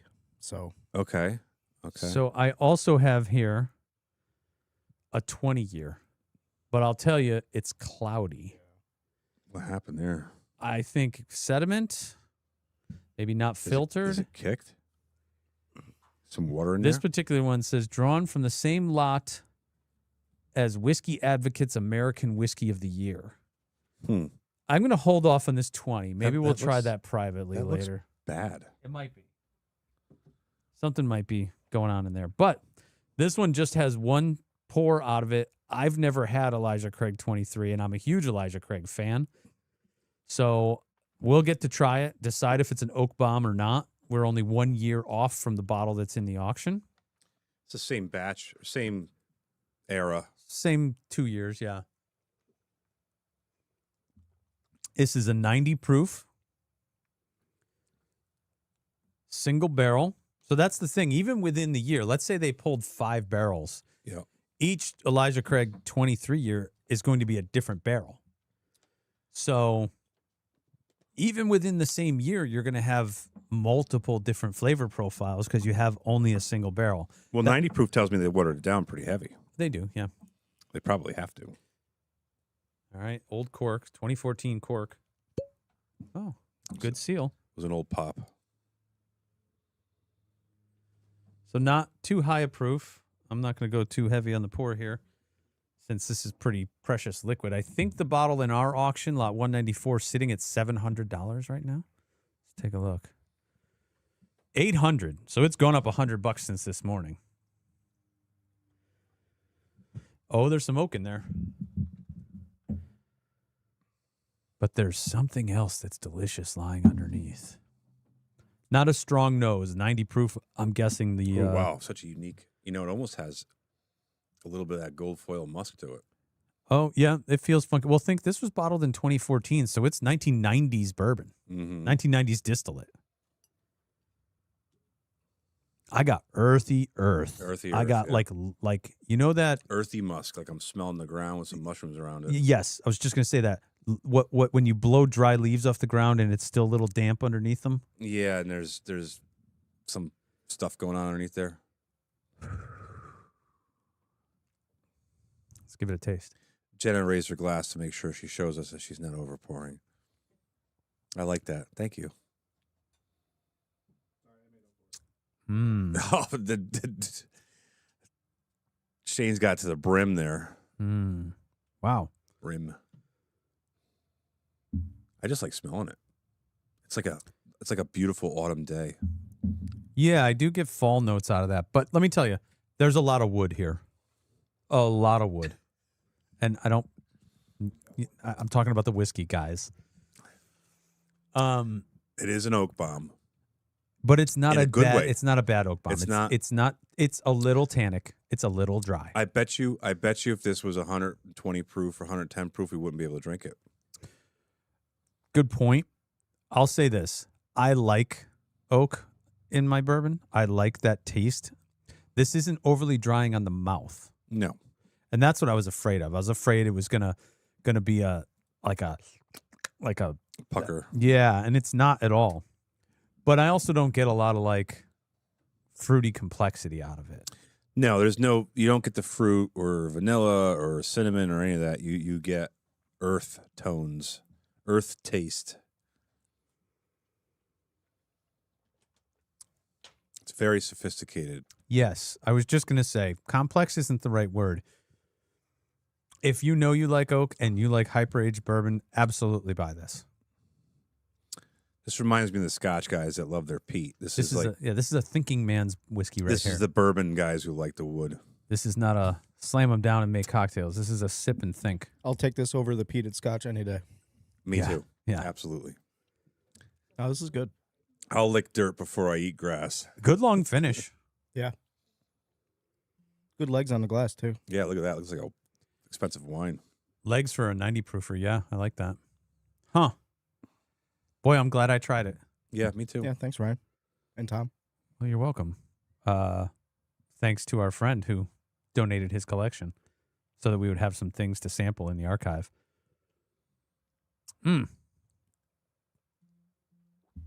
Sorry, that I would love to give you more notes, but that whiskey's just making me go, If I was sitting by the fire Yes. in October, this is what I would want. I would like to sit in my leather fireside chair, perhaps reading a good book. This would probably be pretty good with a cigar, too. Probably. Oh, that might be too much earth. Too much leaf. Well, the only reason I say that is because this isn't really like a chugging whiskey. Like you're just kind of sipping it. So in between a couple puffs of the cigar, you go to this. Well, Old war stories around the fire. I'm getting some crazy toffee now. Yep. I get a little bit of cinnamon, too. Yeah, I'm getting crazy toffee I think now. once your palate gets used to the oak, it starts to detect the other things that's going on in there. Yes, it's similar to Isla in that way that once you get past the peat and the smoke, you start to go, oh, there's like bananas in here. And the long finish is so nice for a 90 It's got a really good nose. The fact that at 90 proof it has all these things should tell you everything you need to know. Yeah. Whew, lot 194. Did we make the price go up? Because now I want it. Put your bids in. It's sitting at 800 right now, so that's top estimate. But I'll tell you what, find another one. It's not like 12. This bottle's been out for 12 years. It's not like it's popping up in your local Facebook group. No one's cleaning out the closet. This is the kind of bottle you find in an estate of a bourbon drinker. Wouldn't that be great if we started finding bottle? I found a few in my career, but it's so rare to go to an estate sale and see good alcohol. Most of the stuff we get in the States is your 1988 Wild Canadian Turkey. Club. Yeah. Well, Canadian, getting past that, the mixers. But like, if you find something decent, It's a handle of wild turkey from 1988. Which was a bottom shelfer then. Right. Well, that was a mixer. Yeah. Well, I'm so glad we had one of these to try. And I'm probably also going to be glad that we didn't open the 20-year. It looks cloudy. We'll let it sit on the bar for a day and see what it looks experiment like. with that another day. Yeah, let it oxidize a little more. Yeah, right. Listen, you could open it. It could be great. You don't know. True. I could pour it through a cheesecloth, too. All right, let me Be like an unfiltered IPA. listen. Anytime I've ever had whiskey that looked like it had water or cloudy like that, Wasn't good. it was a bad day. All right, Tom, I'm going to let you take over for a minute. I'm going to take a quick break. That's fine. Where we at? So we did the Colonel Taylors are finishing up. Copper and Cask is coming up. Those are great too, by the way. Some real heavy hitters sometimes in there. Oh, we got a little tequila, Dark Arts. Dark Arts is a 10.5-year-old barrel selection. That should be a good one too. 140, yeah, it's overestimate. Devil's River, agave bourbon. We're at the variety pack area of our auction here, I think. Dragon's Milk, Origin, Toasted Barrel, Small Proof. Oh, and then the Eagle Rares that we talked about. Eagle Rare, you can never go wrong with. The 12 years are coming up at the end of that. Oh, you got a couple. Lot 178 is a worldwide pick, Worldwide Wine and Spirits store pick. Oh, and here's a 176 is a 1.75 liter Eagle Rare. Lot 176 is a big boy. I think that's the biggest problem with pictures is you because they're all in the same perspective or in the same shape. You can't tell which ones are bigger than others. And then good old Eagle Rare 17-year-old BTAC sitting at 1,100. It's about right. 12 years are way over estimate. We know those estimates were BS. Yeah, that's because I was doing it through a spreadsheet and I just pulled them down from the 10 years, not realizing they were 12s. Yeah, you have. I think when you do review, you have to. Didn't have time for a review this time. Yeah, I know, but we got to look at the full title. And I still say the 1.7. Any variation in size should be the first word in the title. Well, I think we could put it down in the second or the there's two description boxes when we catalog. Yeah. And there's one that'll pop up that we've been doing the local pickup. Sold as is local pickup. Yeah, guys, if you see sold as is local pickup, it's because we don't want to ship that thing because it ain't going to make it. It's not that we don't want to ship it. It's just that we can't ship it and have it make it to you intact. Yeah, it's no good if it spills out all over the FedEx box. Ooh, what's this? Ezra Brooks Real Sippin' Whiskey Collector Series Canon. That's interesting. And then good old Fortaleza.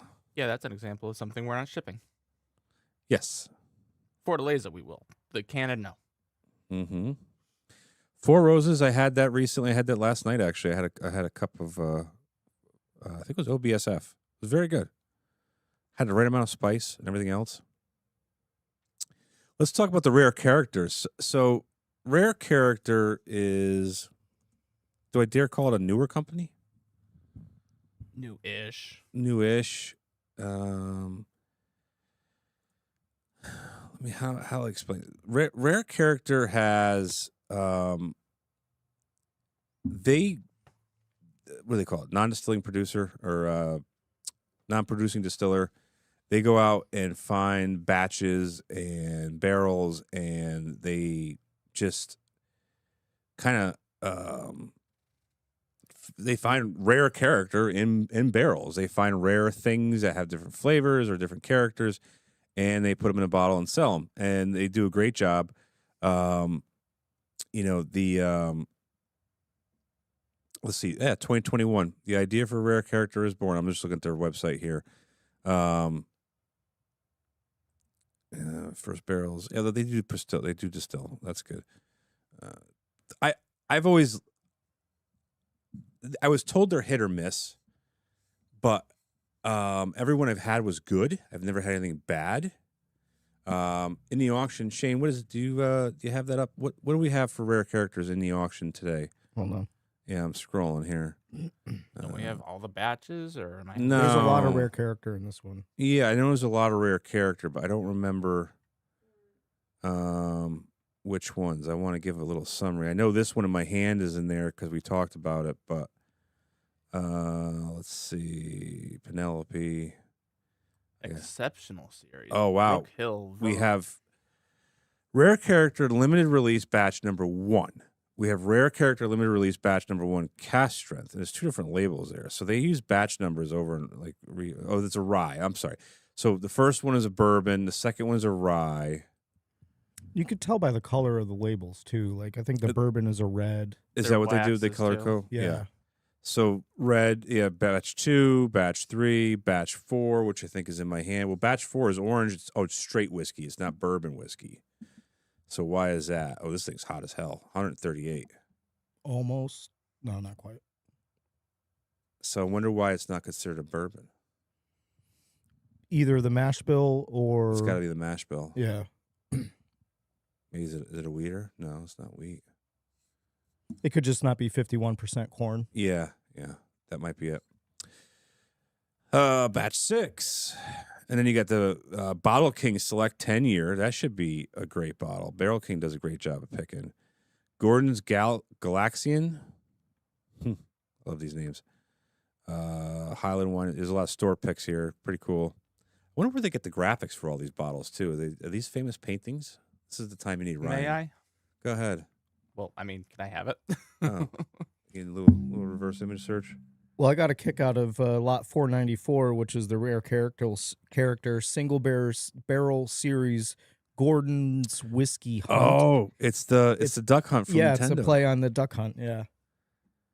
I wonder if they're just using AI to make whatever they want. It could be. Yeah. Let's see. Highland Wine is some random. Looks like an old painting. I don't think this is real art. But yeah, the rare characters go from lot 480 to 501. Wow, that's a lot of rare character.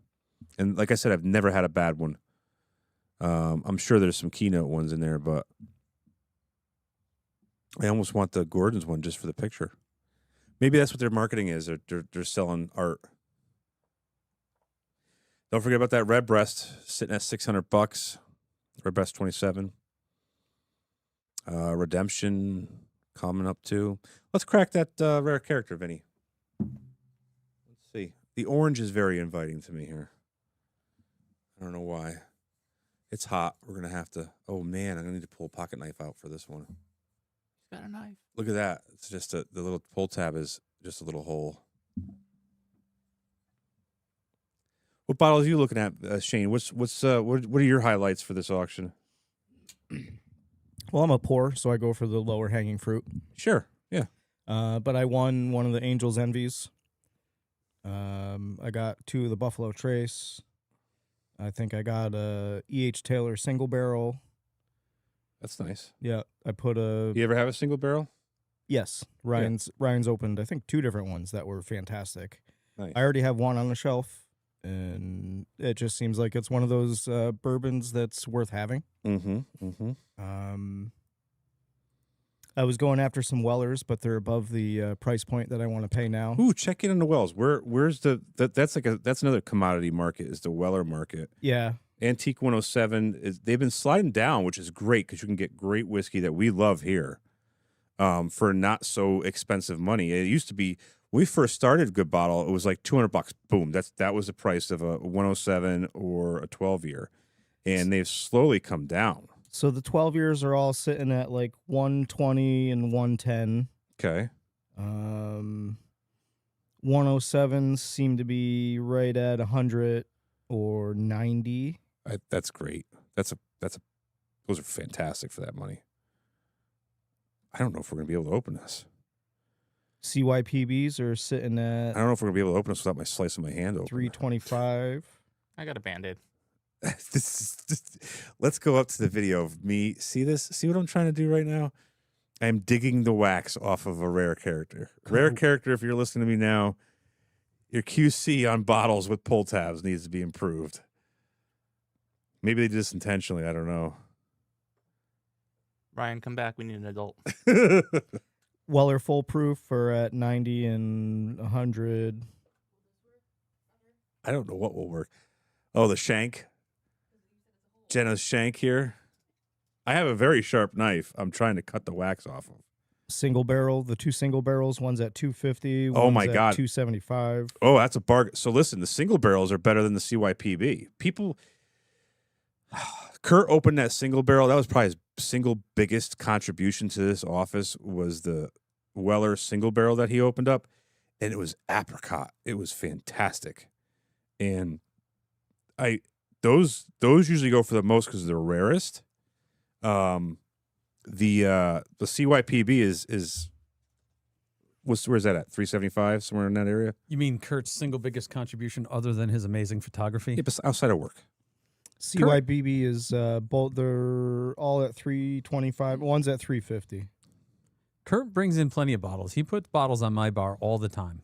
I know he does, but I'm saying the one that sticks out in my mind is that single barrel. Well, that single barrel he opened was magical. It was magical. We opened it on one of the Friday shows. So you're telling me I shouldn't expect that from every single barrel? No, I've opened some since, and they were all very good. So I couldn't remember. Like, it would be hard to compare the two, but I think when they're tasting barrels, they go, "This one's a single barrel. This fits that taste profile." When it's really jazzy and different. Did you open that without cutting yourself?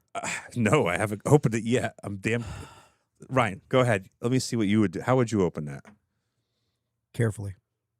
Carefully. I'm about to break my Microtech here. Okay. I doubt that. Well, you need the right. No, I was. Need the right technique and the right knife. Okay, Chief. You almost need a shucking knife for a clam. Yes. Yeah. Actually, that would work. The problem is this is too sharp and small. Yeah, and that's a double-edged blade that you have, right? Yeah. Yeah. Okay. Well, I have a single-edged blade, so At least you can put your thumb on the other side. Yeah. I can put a little pressure on it. This What thing, happened to the pull tab here? the non-existent. They waxed it. They said, "F you, pull tab," and just It wasn't dunked there it. at all, huh? No. Wow. Or maybe it slid down the neck of the bottle. I don't know. Okay. Well, I'm making progress on it, and I'm not going to hurt myself. So Yeah, we'll see about that.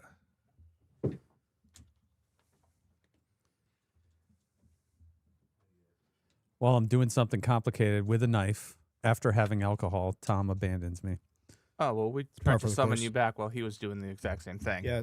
Vinny said we needed an adult, so you needed to come back. Oh, okay. Wow, this And thing really here is. we are. This is so much wax, and I don't want to be injured. I think I'm going to give up on this bottle. Where's the grill lighter? Just melt it off.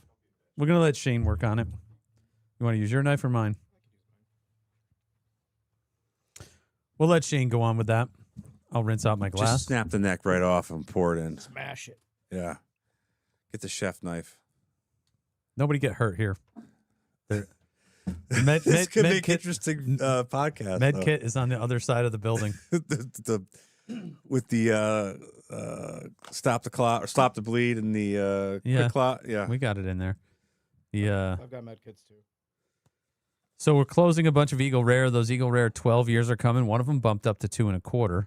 Oh, nice. 2 of them bumped up to 2 1/4. And then look at that. The Eagle Rare 17 year. This is a 2024 edition, Mhm. sitting at 1100. Yeah, that's right. where We've should had be. it. It's delicious. It is worth the money. Don't be cheap. Just buy it. Don't be cheap. Oh, I Hey, heard a pop. I heard a cork pop. Look at that. Nobody's bleeding. Everybody's still got their fingers. Yeah. Let me rinse. Hold on. That's more like lacerations that we're worried about, not complete finger removal. So you talked about this bottle already. This is Kentucky straight whiskey, not bourbon. So well, first off, we discovered that the color coding, reds are bourbons, something else is rye, oranges apparently are straight whiskeys. Got legs. This one is very hot at 138. Oof. Ethanol on the nose, baby. I said rare characters are hit or miss. It is a neck pour. It is. I got a neck pour there. That is one of these in the auction, or is it just something you picked Yes. up? Nope. No, we got a couple. I think. We have like 25 bottles of rare character in this auction. But is this one in the auction? Yes. Okay. Yes. All right. Now that I got past the ethanol, I smell citrus. Yep. I smell maybe orange. Lot 489 is this exact batch and bottle here. I'm sorry, 489 and 490. Wow, that's wild.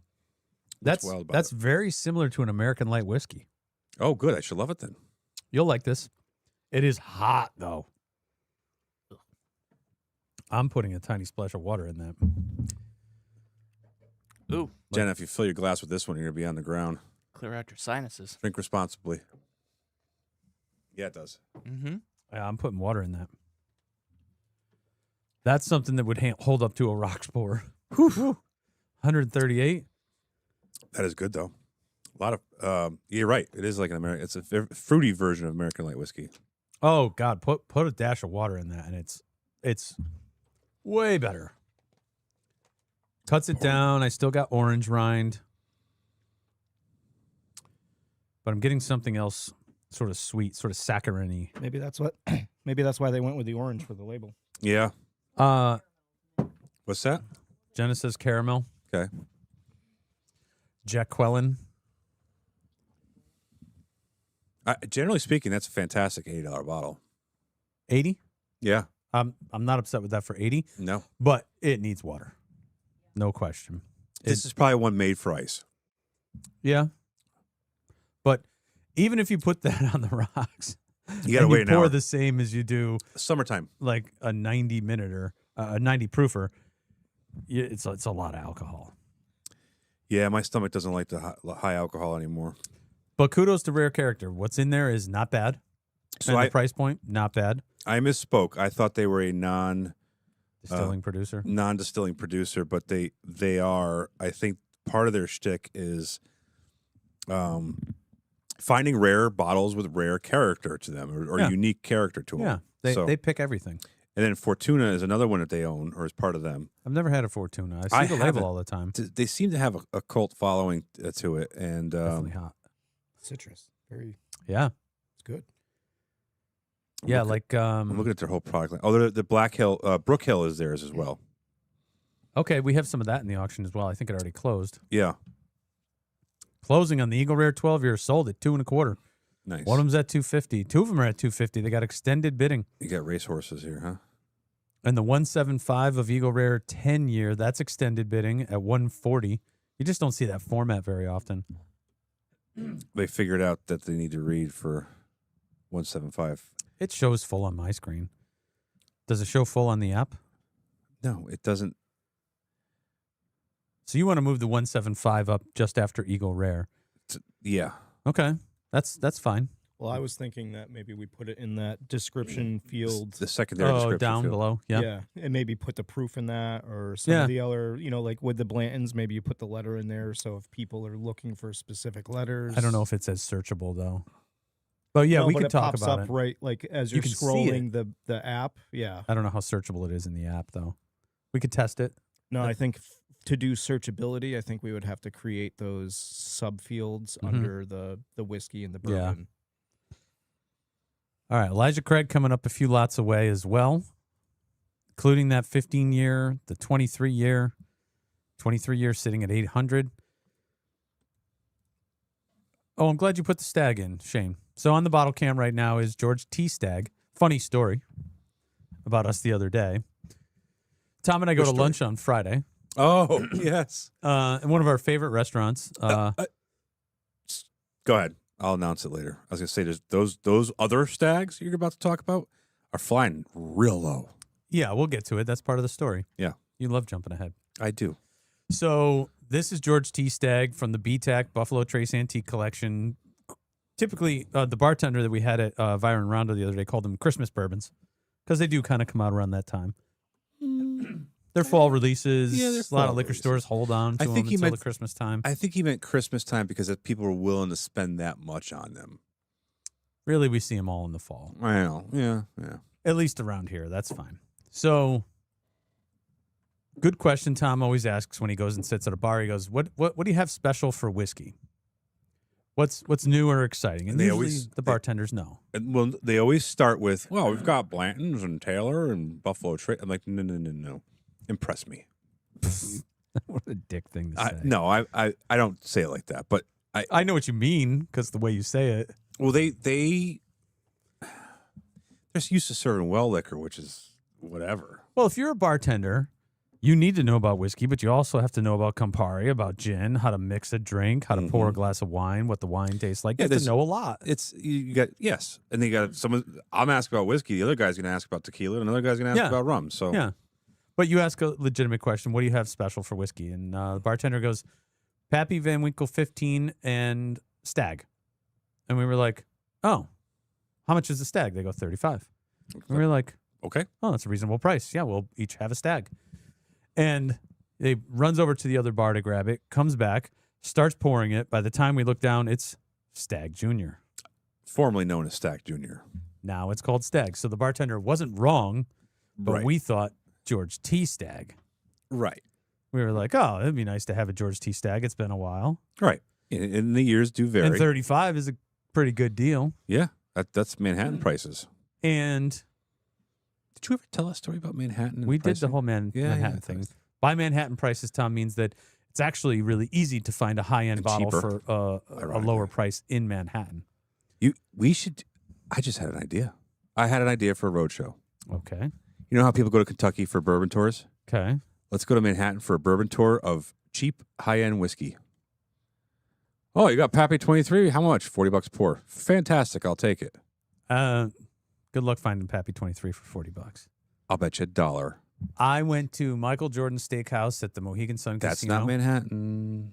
Hang on. Pappy 15 was $100 an ounce. Correct. And That seems fine. in Manhattan, should we get the phone call right now? What is it? It's a Sunday, 2:30. New York's probably moderately busy right now. He loves calling bartenders in New York. Ask him what's on the bar. I'm that guy. I do it in a classy way where they think I'm somebody important. So Yeah, you have this cover story where you're like, I came up with that on the fly. I said my boss has a high-end client who's big into whiskey coming into town, and he wanted to make sure you guys had something there before we booked a table. And they totally like, all right, hold on a minute, hold on. well, the hospitality industry is trained to do this. But and it's Your cover story was good. my cover story is probably pretty typical, actually. Sure. An assistant calls and says, Yeah, I want to make sure this is on the bar. We want to serve it to this client. that's actually good. That's I'm impressed with that rare character. That's right. It's hot, but it's very, like, I still have finished I from put it. a half a cap full of water in there, and it's That's what I did. great. Yep. Brings out an extra nose to it. Like, And increased the mouthfeel, I thought. Tastes like I orange. thought it was thin on the mouthfeel, and then when I put the water in, it mingled well. yeah. Yeah. It's orange. It's like, it reminds me. What's that orange liqueur? Grand Marnier. Cointreau? One of those. Yeah. Grand Marnier. Good point. That works. It tastes like a Grand Marnier. Elijah Craig, 18-year closing. Got an 11-year Elijah Craig closing. So anyway, George- finish your story. Okay. I wanted to just talk about this stag. Yeah. Okay. So we ended up having the Stag Junior, if you will, It was a at lunch. 25C, which is the most recent, I believe. and it was good. You know, it was everything I remember. And to Tom's point, there's a ton of Stag Junior closing today. Bottles that during COVID and even not that long after, we're all going 225, 250. They're all sub 200 right now. And I was in Rhode Island, and they were available for $1.50 at many places. But retail on that's what, 70, 80? I don't know. Let's see what Google has to say. I'm pretty sure Stag Junior, or Stag as it's now known, retails in that 70, 80 range. $70. Yeah. I mean, I bought it for that a few times, you know, when I got hooked up. MSRP for George T. Stagg, $150. One George T. Stagg on camera right now. MSRP $150. I'll take every one you got. Here's the thing. I know that different years are better on George T. Stagg. Some get Yes. more highly rated. Yes. There's also some hazmats in the 140s. And those, I think those go for good money because people can water them down and get a good drink. But It's those, like buying 2 bottles of booze. correct. But I think the more sought after ones was it 24. I think 24 was a big year. And those bring more desirability. They're more desirable.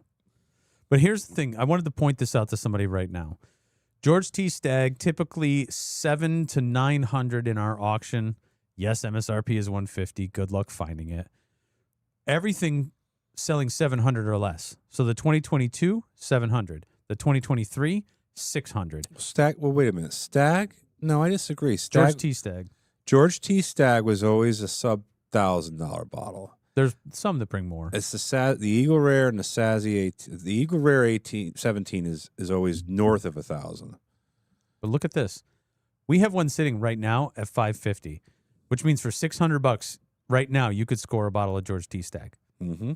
If that's something you already love or haven't tried, big opportunity here. Mm-hmm. I think on lot 245, the one that we're looking at right now, Why would you not bid 600 on that? Mm-hmm. 650 is. I scored one for 650, and I felt that was a good price. Yeah, That was a couple of years ago. I have one on my shelf. I don't know what year it is, but for 550, I'd put another one on the shelf. Sure. Why not? Hit it at 600. Contact 2 of your friends so you can go 2 each and drink. Yeah, it in the right. night. If that seems like a steep price, and you have friends, hey guys, what do you say? Right, that'd be a great night. Yeah. Well, hopefully you don't drink the whole thing. Well, I but mean, 3-4 people could definitely go. Start through a with bottle. one of those and then move to something else. yeah, Yeah. agree to sample half the bottle one night, and then maybe you play cards. Maybe you got a regular game. Maybe Sure. it's a camping trip. Oh, there you go. Yeah, where you can just lie down in the tent, and Right. pass out. Stretch it out for 2 days of the camping trip. Yeah. All right. Well, that makes sense. Now Cook your eggs. I with have it. a camping bourbon or camping whiskey story. We discovered several years ago that we cannot bring high proof whiskey to a camping trip. No, you're no. And it's because of Bob. And I hope Bob is listening because I'm going to talk about Bob today. Go for it. Bob's an interesting always character. Bob. Yeah, everybody has a Bob in their life. But I'll tell you about my Bob. My Bob is a carpentry and home improvement fix-it wizard. He can do anything. We've had him do some projects here at the building. He did my sliding glass door at my house. Yeah, he did. And he's very good at it. He did our security doors here as well. Mm-hmm. But Bob is one of those guys where he'll come and work for you for free, but you got to help him. Yes, You I can't. You can't I have pay several him. friends like that. You can't pay him to do the job where you go do something else. He's like, this is going to be our fun time. We're going to do this work together. Yes, he did the slider for me, and he called me 6 times, and he was all upset that I wasn't there to help him. So he He's- has a different idea of what fun is than most people. Well, I could pop. I'm working. I'm paying you to do it, so I don't have to do it. Did you pay Bob? Yeah. Oh, okay. See, he comes to my house. He won't let me pay him, but I got to have whiskey with him afterwards. So here's okay. Let me sum up Bob for you. So he comes over to my house to do sliders. We converted 2 windows to a slider. Okay. I bought the door, and I think I paid him $400 or $500, which was a bargain. Yeah, his work is good. The jackass leaves a $200 ladder in my garage, Oh, that's the bring back ladder. and then he steals something else. Oh, He left a $200 ladder, and then he stole a $75 drill or something. well, and I'm he just stole like, that ladder from somebody else, so he doesn't care about it. well, I said, hey, Bob, you want your ladder? He goes, oh, bring it to me. Okay. This is what he does. This is his Yes. MO. So he goes in and he says, oh, I left that ladder at your house. Maybe I'll come get it. And you're like, yeah, okay, well, I might be around Tuesday. Well, Wednesday, right at dinner time, he shows up. Yes. He always manages to show up right at dinner time. And Bob likes to talk. He's a big talker. Yeah. Blop, blop, blop, right? When my son is 3 years old, and I said, son, Bob's coming to dinner. And he goes, who's Bob? And my wife says, well, Bob has a big mouth. Meaning that Bob talks a lot. He's loquacious. He uses a lot of words. Loquacious. He never stops talking. Wow. And I say this with love because I love Bob in the way I want to hug him until he stops breathing. And we're having dinner. Food's on the table. My son, 3 years old, he's staring at Bob. Eyes locked. He's watching looking for a big mouth. watching Bob eat, right? And Bob looks at him and he goes, What's going on? Why is he staring at me? And I go, Why are you okay? And he goes, Dad, you're right. Bob really does have a big mouth. Oh, yeah. Gotta love kids. Yep. And Bob roared. It was really funny. But anyway, let me get back to my original point. When we go camping, usually a lot of times we'll get cabins or we'll roll up somewhere and set up tents and tarps. And, it's not glamping, but it's not roughing it in the backcountry. Usually the car's It's a close nice by in-between. yeah, it's an in-between and it's fun. So we cannot put out anything barrel proof because Bob doesn't know the difference between 80 proof and 120 or 140. He's kind of like Jenna, where he just fills the glass and enjoys it. He doesn't count. He doesn't pace himself. He gets talking, and he just keeps filling it up until the point that he's like just getting political. He's leaning sideways. He's falling asleep in chairs. Yeah, he just starts, and Timber. it annoys the guys in the group who don't drink as much. So I'm going on a trip next week. Bob's going to be there. Again, I love you, Bob. But I set a proof limit in the group chat because people started asking, oh, who's bringing an Irish? Who's bringing a Scotch? Who's bringing a bourbon? I said, I don't care what you guys bring. I'm going to bring something that I like and can share with the group, but no one can exceed 100 proof. Why don't you bring him that 160 proof bomb I had from Copper and Cask? That hurt you, and you know what you're doing. So it's bottled in bond. I might actually kill him. That's the limit. Bottled in bond. That E.H. Taylor single barrel, Heaven Hill, and I can't bring a really expensive bottle. That's the other thing. So that Elijah Craig that's 90 proof, that Elijah Craig that's 23 90 proof, he would kill that effing thing. That's the thing. You can't bring a rare or expensive bottle. Like you bring something nice, but not rare. Yeah, So like a Weller, but not A Weller WL special reserve for or him. William LaRue Weller. Yes. First of all, he'll drink the first one and tell you it's delicious, and then just keep pouring off of the expensive bottle. And I don't want to be or seem stingy about it, but he's gonna be wrecked, and I'm gonna be out $700. So On the other hand, Bob is the kind of guy where you say, Bob, stop that. That's expensive. He goes, oh, okay. Sorry. he's afraid to Then go he up. drinks it when you go to sleep. He did. He did exactly that one time. We all had enough and went to bed, and he finished off a $500 bottle. Well, you need to put the rock on top of the cooler. To keep the Bob Bear out. Yeah. Hoist the cooler in the tree. Mhm. Keep the bears out. Bob the bear. So I know I have to bring something that's delicious, not too expensive, not too high proof. That sounds like an Eagle Rare. Yeah. Oh, that's 100 proof. Bring Eagle. That's the limit. He's also horrible. He's also bad at buying bottles because he'll go to the because he doesn't know what to buy. He'll go buy the cock on the walk for $120 and He goes into the liquor store and he goes, "Hey, I need a whiskey to bring up to my camping trip with all my buddies who drink whiskey and know about whiskey," and he lets the salesman sell him whatever. He showed up with a celebrity whiskey last time, and it was garbage, and he knew it. He opened it, tried it, didn't like it, and then guzzled our bottles. Turned into a real rag on Bob fest. I love Bob. And the best part about Bob is if he was here right now, he would take it like a champ and he would just He's a man. He's a man. He He's a can handle man. it. Hopefully, Bob's not listening. Bob ain't listening. Bob's got ADHD worse than anybody else in this room. He's out chasing butterflies and then he's hammering a door together or something. He's out there flapping. It's all true. I mean, And we love Bob. yeah, and we love Bob. And you know what? If I call him right now and say, "Hey Bob, I need a number 2 Phillips screwdriver. Can you bring me one?" He would bring you one. Yeah, shirt off his back kind of guy. Yeah. All right, put whichever you like in. Yeah, we already did Long Row. We already did the. Old Carter's flying flying you've been flying drinking low. No, Breakfast. my mouth is all dried Breakfast? up. Is flying low sub 200. I don't think anything from Old Carter should sell for sub 200. I know the rye is less desirable, and that's what's flying a little low, Oh, but you're- still. The cannon's in play right now. Oh yeah, is that selling right Is it- now? Let's see. Ezra Brooks Real Sippin' Whiskey. Oh, 16 seconds. The Cannon decanter at $100. Find another one of those with the original box. Decanter, 4/5 of a quart. It's 12. Oh, it's 12 years. It's done 100 4 months. seconds. Yeah, it's Closing at $100. Boom. Sold it. Oh, the cork is the muzzle better of the be barrel local. of the cannon. So you pour the whiskey right out the front of it. Mm-hmm. Looks like That's it. cool. it's better than that car. Michter's 10-year. Another thing that's fantastic. If you don't know anything about bourbon, if you can find a Michter's 10-year, you'll be somebody's hero.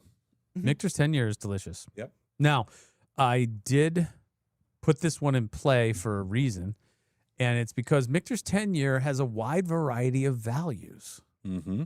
So I didn't know it at first. I was just like, oh, Michter's 10 year. They're all what? $225, $250 a bottle, sometimes $275. The ryes are 200, 225. The bourbons are 275, 3. That's what I would. That's how you think about it. However, They're whiskey nerds drill way down into batches and years. yeah. You have here's a straight rye, 2016, selling for 325. This one's lot 3. Yeah, I was just about to say. So 368. Is that what bottle we have in here right now? Shane, what's the lot number there? 368. It's coming around. Sitting at $350 because it's a 2015 batch. We have 2 bottles of this, both of them sitting at $350. Yeah, lot 370 is at $170 right now. Right. That's a rye. Rye 22, yeah. But look at this. There's definitely a difference in the years. I've had both, a couple of different batches. They're all good. I've never had a bad Michter's 10-year. Never. No. Now, I think there's differences, and that's why you see these prices like this. But look at lot 377 is a rye 2021 sitting at 200. That's below retail, I think, at this point. I would say retail for the rye is 200, and I've bourbon's seen 2 250. $250, 250 on either of them. For a nice place, I would say 200 and 250. Is Sure. what I usually see it for. Elmer T. Lee's all closed and gone. Moving on to 218 4-gate bourbon. While we're talking about Michter's, you know what's been popping up in stores more, and it seems to have sunk in price, which is a great thing, is the barrel strength toasted rye, toasted sour Usually mash. 115, 130, somewhere in there.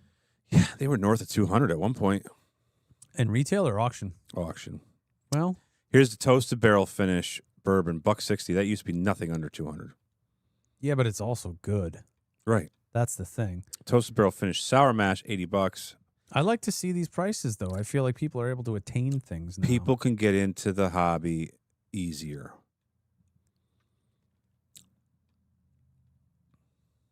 We have a lot of Jack Daniels coming up. We talked about the 14-year. What comes next after the Michter, Shane? Red Spot. Red Spot? Yeah, put that up. I want to talk about this. And then I'm hoping to get to the old Granddad before the Red Spot? Yeah, that comes before R. No, it's Mitchell and Sons. Oh, Mitchell and Sons. That's why. Throw the Red Spot in, and then we'll do the old Granddad because I have another A/B testing, and then I might be topped out on booze for the afternoon.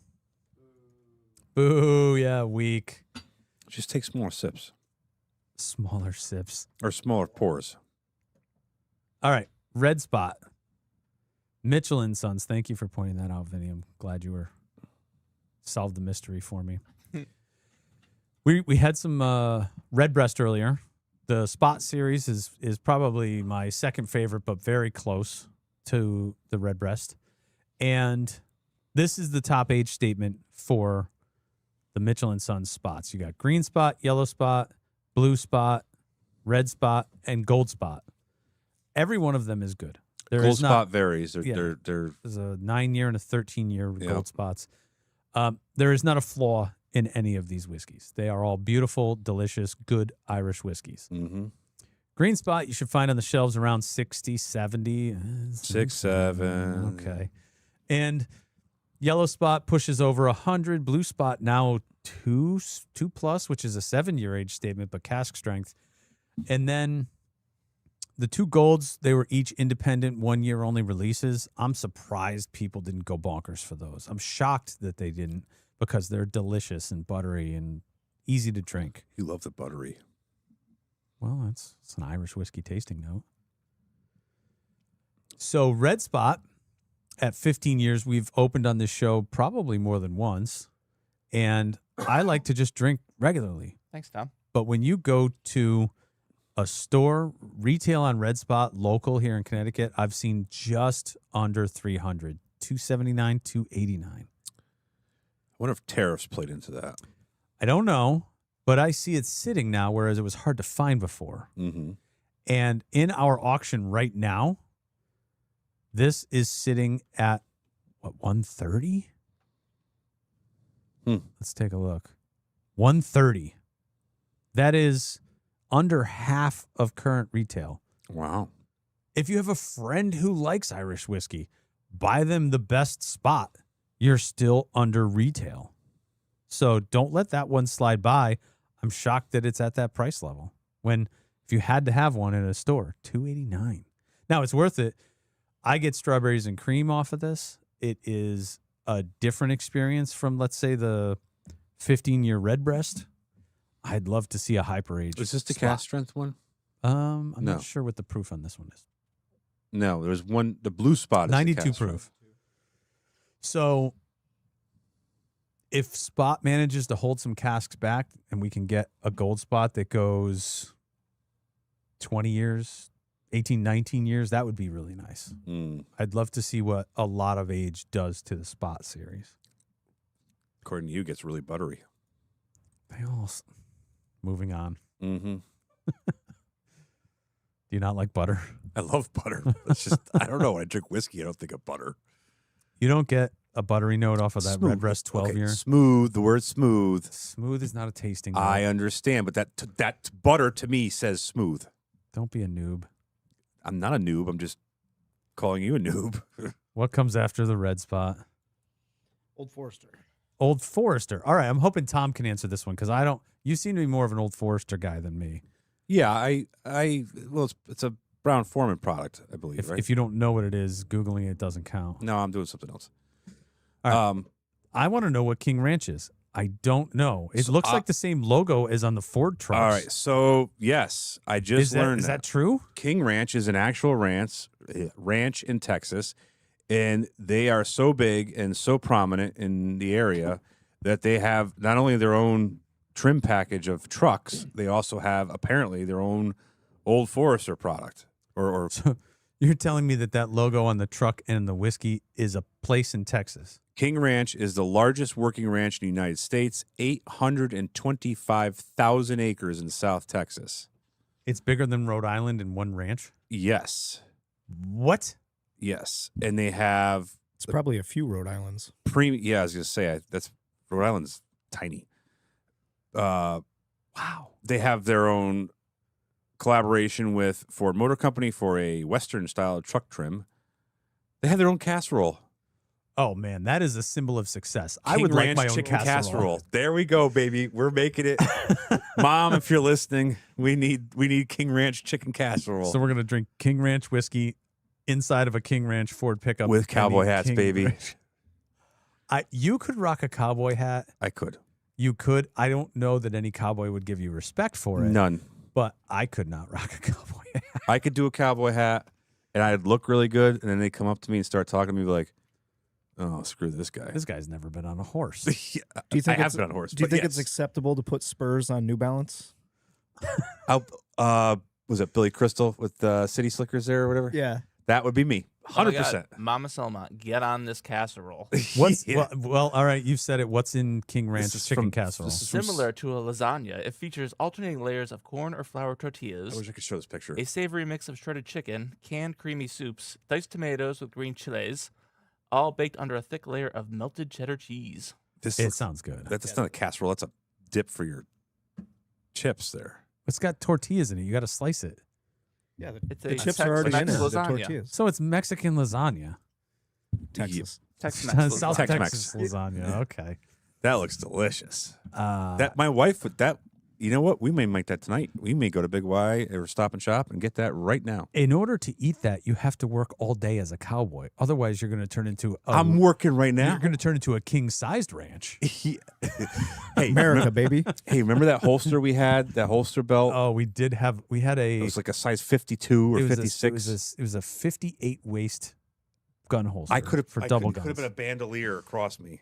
And the guy who I sold that to, We sold for like $1,400. we sold this holster. It was a leather double gun holster you put the bullets in, and It was by a famous maker. yeah, it was an inch too small for him. But he said he would lose weight to get into a 58. And then when I had to talk to him on the phone to measure it out with a tape measure for him. I said, "You sound like the kind of guy that has cow horns on the front of your Cadillac." And he said, Absolutely. "How do you know?" He really did. He was a movie star. He was in westerns. Yes. And he couldn't find a leather holster big enough for him, and a size 58 did the trick. Will you text me his name? That was a private long cash time. deal Yeah. off Oh, of. never mind then. It was. Yeah. He wasn't famous. He just acted in westerns. All right. So King Ranch, have we decided that that's all this is? Is the King Ranch whiskey something special? Let's go to the website. I know you don't like me Googling, but this is. I want to. I was hoping this. you'd know, but No, I've never seen this before. It looks great, but I've never heard of the King Ranch Old Forester. well, that's why I put it on the show. I was like, oh, all right, let's learn together. All right. So, according to the AI, Texas exclusive Kentucky straight bourbon collaboration between Old Forester and King Ranch. Blah, blah. Oh, this is from 2022. It's batches. Oh, what batch we got? 4 batches. Late 25 was the last one. Okay, so it's not an ongoing release; it's an occasional release. Yeah, and it's a special mash bill. Maybe 72% corn, 18% rye, 10% malted barley. That's pretty good. Heavily charred barrels, filtered through King Ranch mesquite charcoal. So the charcoal comes from King Ranch. Only distributed within the state of Texas. Okay, but it's a Kentucky straight bourbon whiskey, Non-age proprietary stated, batch. Okay, but yeah. so similar to like what the what's the Matthew McConaughey whiskey that goes through mesquite? Oh man, now you're really testing The me. Wild Turkey. Wild Turkey has a Matthew McConaughey collaboration in the Long Branch, and Yes, I wonder if this is similar to it. Looks darker than Long Branch. So this one doesn't specify any batch on it. It's 105 proof. I don't know. If probably that's based how on the you- year. It's probably, Okay, Or maybe the first. So here's the palate. So the I would be interested to try it. tasting profile: nose, Spit sweet on it. caramel, Let's open it. toasted pecans, marshmallow, and dried cherries. That sounds great. Palate: bold and viscous, rich dark chocolate, vanilla bean, tobacco, and baking spices. What are we talking about for values on something like this? We have a 50 to 100 estimate, and it's at the high bid of 100. So I'd pay 100 for that all day long. Oh, maybe you should. Yeah, Maybe you have to be 110 now. that's okay. Oh, that brings up a good point. I How think much time we got? for the next auction, we're probably going to modify the bid increments. I think we're going to soften them. Yeah, we could all thank our friend there. Yeah, Bernie Wang. Shout out to Bernie Wang, who suggested we create smaller bid increments, and I think we're going to give it a try. We'll see how it goes. Not saying it's going to be permanent, but we'll experiment in the July auction. Vinny, how many bottles ready to go? Or Shane, whichever one of you knows, how many bottles you see so far for July? About like 500-ish. 500-ish. Yep. We'd love to add more. So Rookie if you have any numbers. you want to consign, just call us up or send us an email. You can bring down your bottles, and you never know what's going to be sitting on the tasting bar. Mm-hmm. We're always happy to share when people come in. Definitely. Sometimes if you make it late in the day, we come over and hang out for a little bit. Depends on how busy we are. Feel real awkward when they come in at like 10 a.m. and we offer a sample. Not very many people turn it down though. At 10 a.m. they do. Yeah. Yeah. So King Ranch, sitting at 100. Take a stab at it. What's next on the lineup here? Not bad, Tom. We're over 2 hours into the show. Yeah. I anticipated about 2.5 hours today.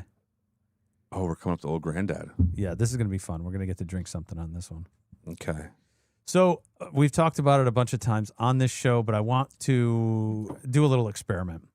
We've opened, this is this Old Granddad 16 year, Mm-hmm. right? It's 16 or 12. 16. Remember the black and gold is the Yes. 7 year. So this is in our auction right now, and I think it's also flying a little low. and you loved it last time we opened it. We opened it. I like Old Granddad. New, old, everything. I'm an Old Granddad fan. Lot I am too. 446.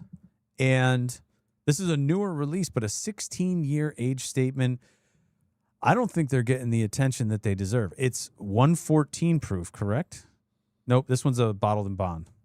Now, we found, I'll show it to the camera here. I say we, but Tom did. Old Granddad 7-year, 114. This one just came out recently. This is recent. I like the bottles. I think they're doing a good thing. Great packaging. And we tried this on the show, and we loved it.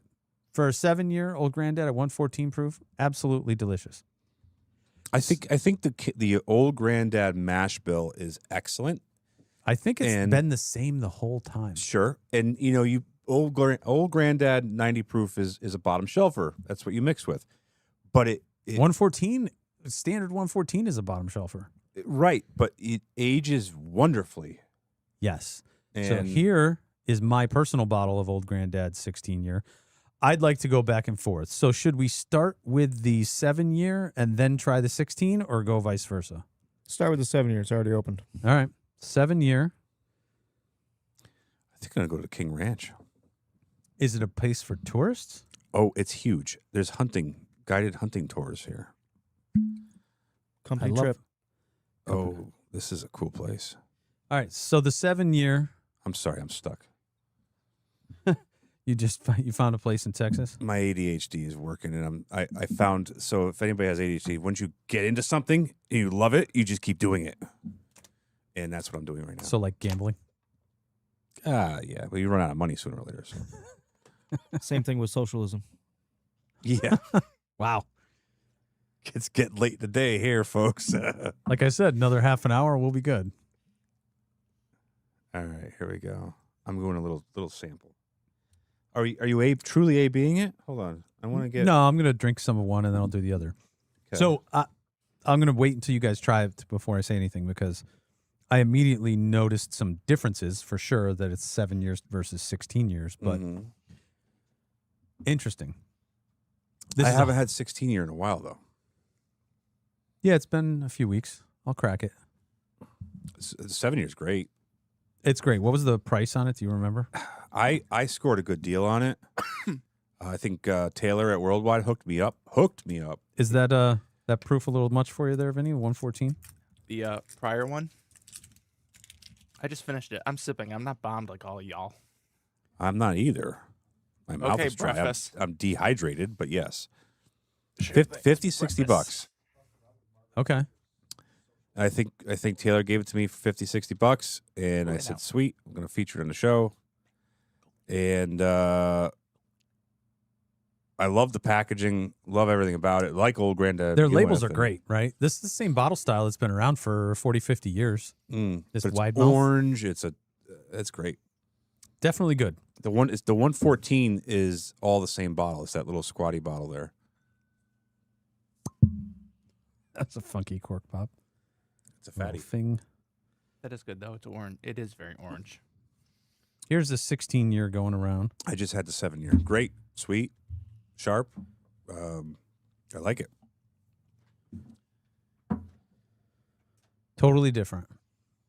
Dramatically different. Nose. This is again, when you get done, Oh, wow. I don't want to influence you. Let me take a sip of water. It goes more cinnamon candy as opposed to orange.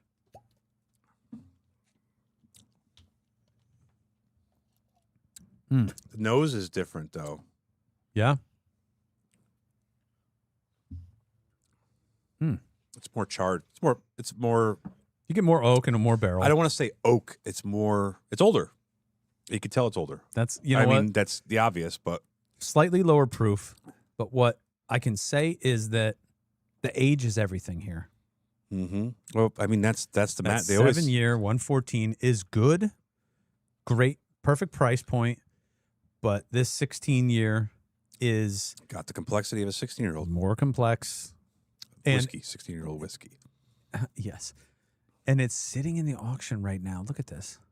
446. What lot? $110. That's under retail. What lot number? 446. Under retail at $110 right now. I love this stuff. Don't sleep on it. If you're gonna pick one in the auction that might be even a bargain, good for the money, bid on this. Maybe you don't like Old Granddad. Maybe you should.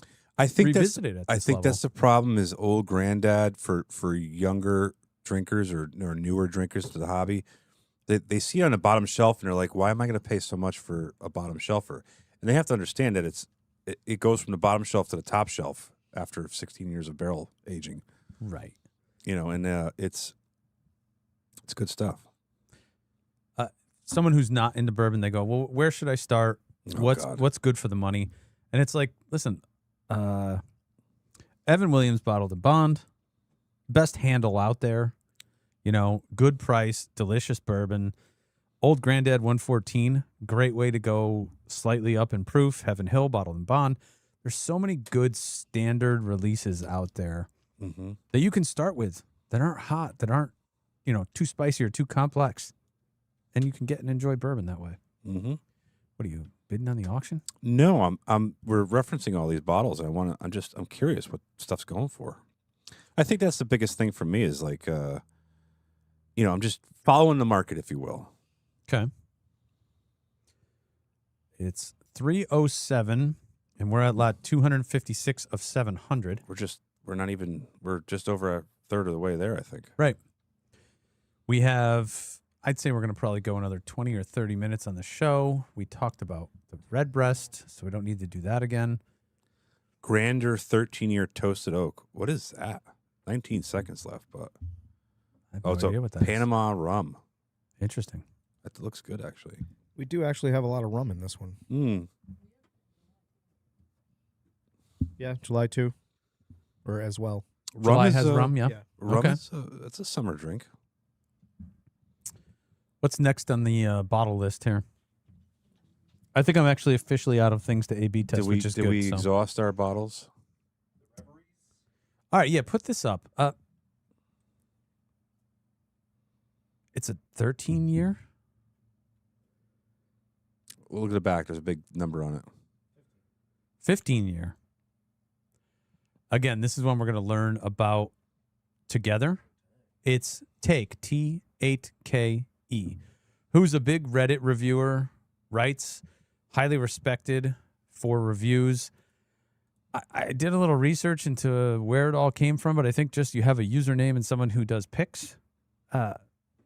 Shoot, I'd love to learn more about that person. I think Uncle Nick knows him. Really. Mm. Jay West, better known as Take. He's the principal whiskey maker of the Reveries in 1787 Provenance bourbon. So he's doing private bottles, private barrelings. And it looks like you can buy them through sharedpour.com. So I believe internet only. I don't think you can get any of these in stores.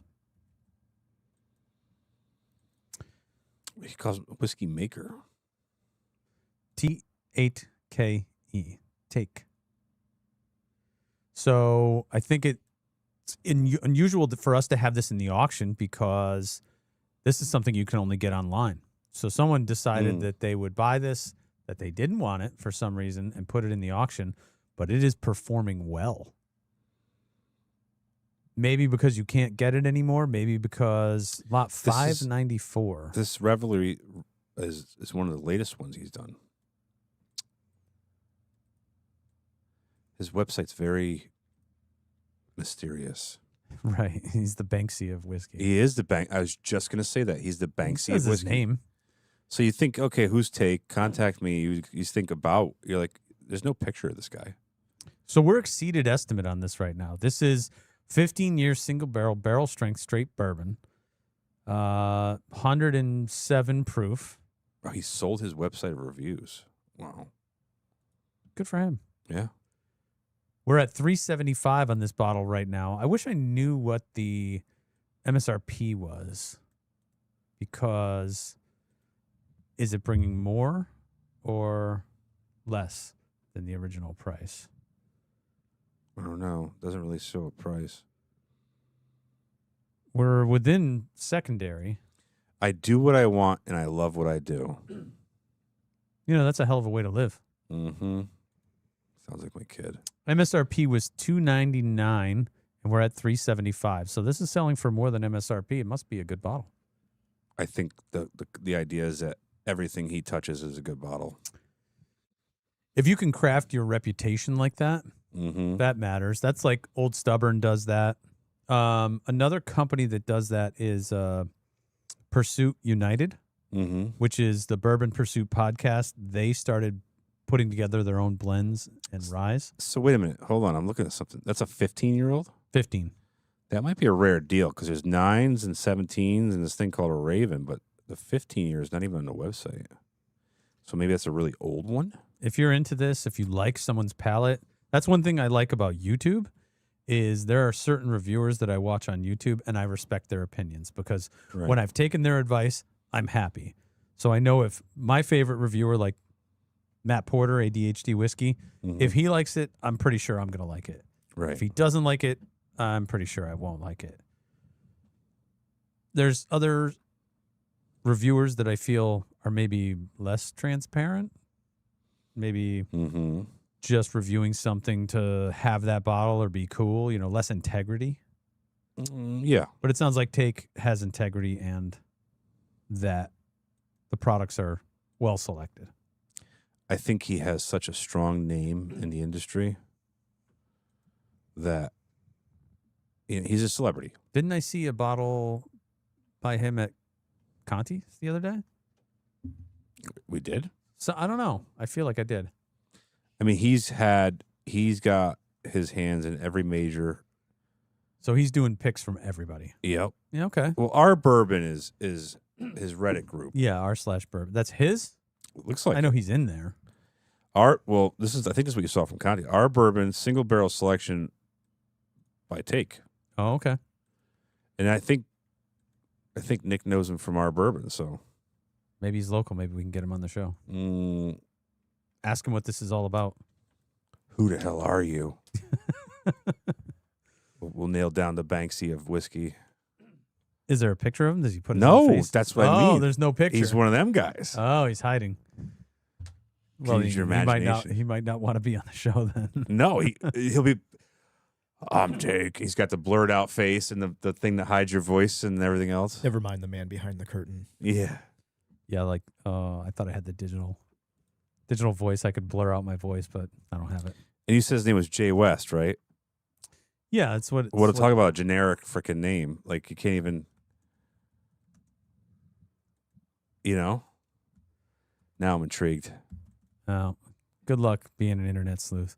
Sitting at he's got 375 Instagram. right now. Let's see if he's got. Lot number 594. Good luck. I just wanted to point it out. It was something Here he different is. that we haven't. He's had an before. average looking dude. I'm sure he'll be happy to hear that. That's good. Yeah, look at this guy looks great. I'd hang out with this guy. Yeah, well, he has cool sunglasses. Yeah, he's got. Yeah. No. This guy looks like he looks. He's showing his face. He's not hiding. No. Okay. I take it all back. He didn't say anything bad. You insinuated that I did. Banksy, nobody knows that guy. Oh, well, everybody knows his name now, and he's a middle-aged white guy, and it was the biggest letdown in art history. Well, that's kind of what. Listen, Jay West looks like your average middle-aged white guy. Okay. All right, Tom. I put this bottle up on the bottle cam because I have to apologize. What is this thing?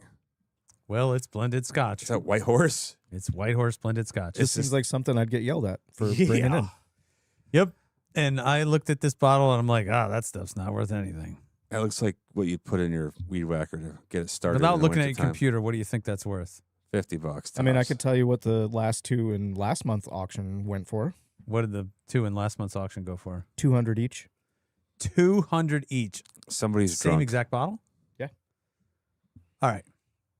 We've been What's- telling these guys not to take in old blended scotch because it doesn't bring anything. And then everybody's like, well, you guys had it in the last auction. Why can't you take mine? Also, we had a Buffalo Trace in this auction that went for $20, Yep.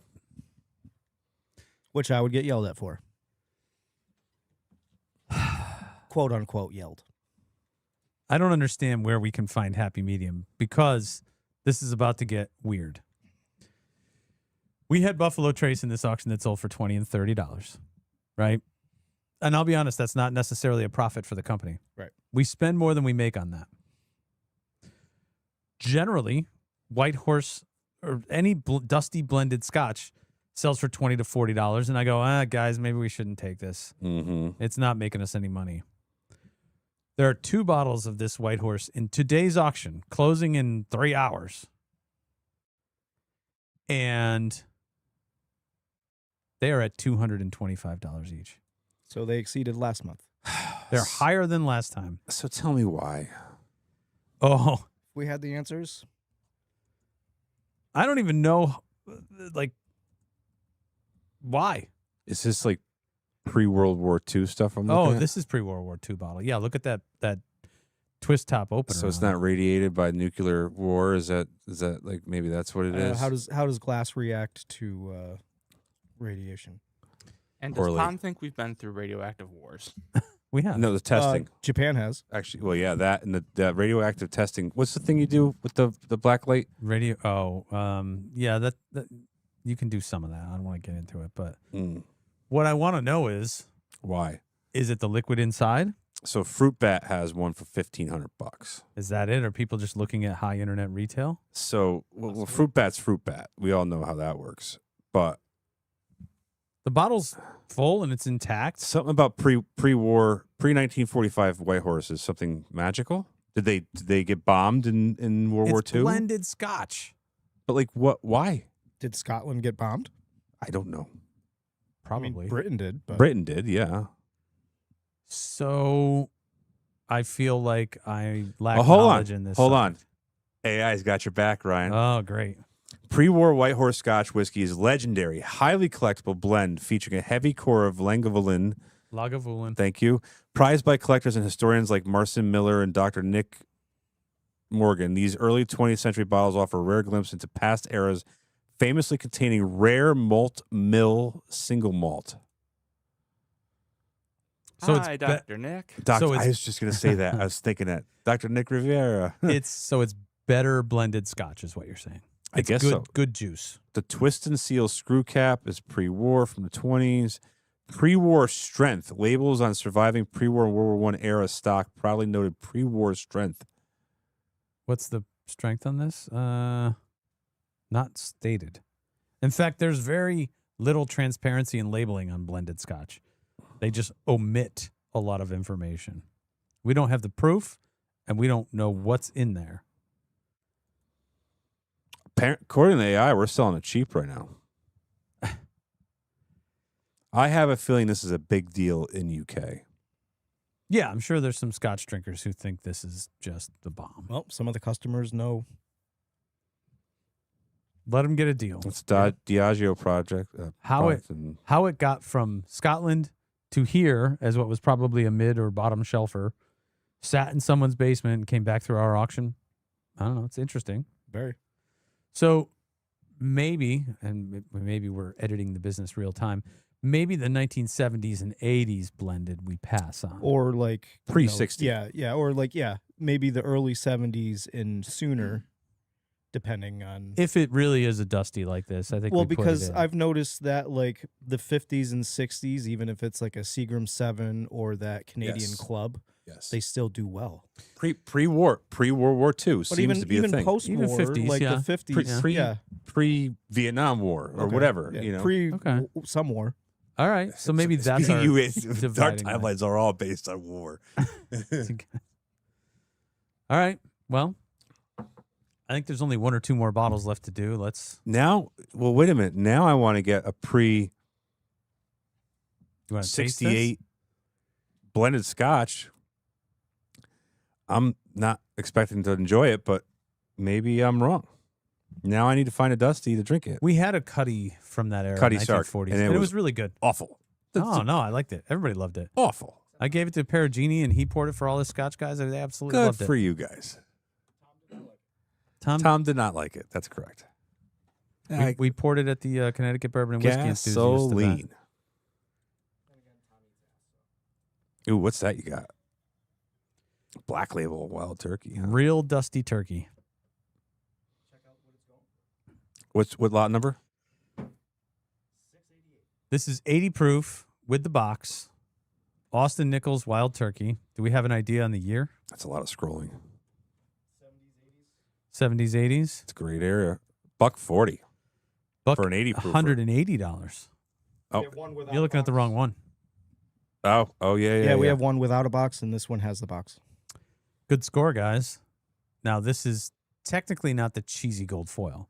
It has gold foil. It's Cheesy Gold Foil era. Cheesy Gold Foil was their limited edition product, their 12-year product. Yeah, this is This gold was- foil, but not the cheesy gold foil. Right. It's Cheesy Gold Foil era, and it's 80 proofer. So this is Cheesy Gold Foil light, Sure. less age, less proof, but Over high estimate, sitting at 180. But this stuff is coming in here every week. Mhm. So that should show to you that you have to look through the catalog, look at what's coming I up. think people do, man. I think they do as well. Our buddy there alerted me to the fact that we had a copy pasta era. Era? Error. Error, yes. We're entering our copy pasta era. And people are scouring our listings. So we're coming up on not even quite the halfway point in the auction, Mm, and we're at 7,500 bids. wow. That's crazy. Same 10 people. Do we know too. what we were at No. No, I post know. or No. pre auction? We've taken in remember. more than 600 bids since 1 o'clock. It's auction day. International Coffee remembers. Partridge 290 is Farms. coming up. Very important lot. 280 keeps getting popped, which is Yeah, High that's West Yippee Ki which is a great whiskey. 290 is coming up. 280. Well, he said 280. I said 290. What is Very it? important. What's so important Is that about the it? Dick Cantor? Oh, Vinny. Oh, God. Why don't we just buy you this damn thing, Vinny? Lot number 290 is the But you gotta pour JW it out Dan from 8-year the, Mount Rushmore decanter. From And the one tip, yeah. side of it kind of looks like a penis. If you look up Mount Rushmore, Kinda. there is one side that's got a phallic looking. Kinda. It looks like the vein on a Snickers bar. I know. And then we did this 2 other times on this show. But you guys just can't let go of a dick joke. We're 13 at heart. So When if they're- you really want to look at 290, When they're in a and staff see what the meeting, staff decanter meeting looks doodling, like. and they're doodling. You know, it is phallic. Thank you. Between boobs and penis. Yep. The easiest things to doodle. you're gonna get us thrown off of YouTube. No. Yeah, wasn't that's in what's gonna get us thrown the, off it wasn't in the YouTube. first 8 seconds, so we're good. Yeah. Okay. Go ahead. Take down the wild turkey. Let's put something else up, and then we'll wrap it up at the Yippee 2.5 hour ki mark. sticking around. It's a hard bottle to get. Yeah, it is. Not as hard as the Mount Rushmore. Oh my God. I hope everybody else is laughing with you because I'm more exhausted than anything else. That Mount Rushmore took the little blue pill for the middle-aged man. We're just getting the Jack Daniels. Mhm. Yeah, I know. I get it, Vinny. Jack. I'm not. Jacking right after the Mount Rushmore here. $400 for the 14-year. I paid more than that for that. I would do all day long. How much is that? 400? Yeah, 400. I think there's isn't it? more room in that. Yeah, you got 5 minutes left. All right. So 701 is up in the bottle cam. And we talked about this on one of the Friday shows. Oh, I just wanted to highlight it again. Is that the 190 proof or some crazy thing? Okay, this is 160 proof. 80%. 80% alcohol. Fascinating bottle. Great packaging. Shane showed the top that looks like a revolver cylinder full of bullets. You've got the crossed guns stuck on the front. As you come around and see the back label, I think there's some bullet holes in it. And non-distilling producer, World Whiskey Society, but putting great stuff into bottles. They're sourcing well. They're putting great things out. And I couldn't get over my earlier statement on this particular bottle, which was at 160 proof, that's 2 bottles of whiskey. So take it out, proof it down to whatever you like. It's a bargain. I think currently sitting under what retail was because we have it bid up to 160. And it's Bourbon just from concentrate. American single malt whiskey. I like American single malt. It's $160. So that's $80 a bottle for American single malt, but at 80 proof. It's also cool as hell. I would probably just put that on the shelf. I mean, the color is fantastic. That's what I'm thinking. You got great color, high proof, and I'll bet you it's delicious. Cool packaging. And I mean, Wyatt Earp, what a great name in, American Western history. My son's name is Wyatt. Maybe I'll buy it and wait until he's 21. Right? Thank you for showing that. I just wanted to put it up there just as a feature because it's a unique bottle, neat packaging. I think, is that the last one? That's the last one we have up. Yeah. That's the last one. Tom gets up and walks away just as I'm going to end the show, so I might do it without him. He had to pee. Oh, he had to pee. Come on in and say goodbye to everybody, Tom. Goodbye, everybody, Tom. Going for the beeline for the pizza. You can have all the pizza you want when we close up. Go ahead and eat your carbs. You're just jealous. All right. Shout out to Barb's in Southington for amazing pizza. Barb's Hi. and Southington. I hit the music. I want to say thank you to Vinny, Jenna, Shane, and I guess you too, Tom. Thanks there, sir. I want to watch the rest of the auction. Well, that's what we're going to do. We But already spent enough. We should throw it up on a big screen somewhere in the building here. And put it on the screen right in front of us. All right, guys. Thank you for watching. Thank you for bidding. Thank you for selling. We appreciate it. Next auction is July 5th. Consigning now. When we're full, we're full. I don't have anything else. Did I miss anything? Anybody? Well, as far as July 5th goes, I mean, we're taking bottles in, and the cutoff is June 15th or when we're at capacity. But currently, it seems like there's room for bottles to come in, so get them in. But we're picking up from our we got room, Tom. place there. Wine movers, yeah. All right. Peace out. Have a good week. Enjoy the rest of your Sunday. Enjoy your week. We'll see you on Friday. Happy you then. bidding.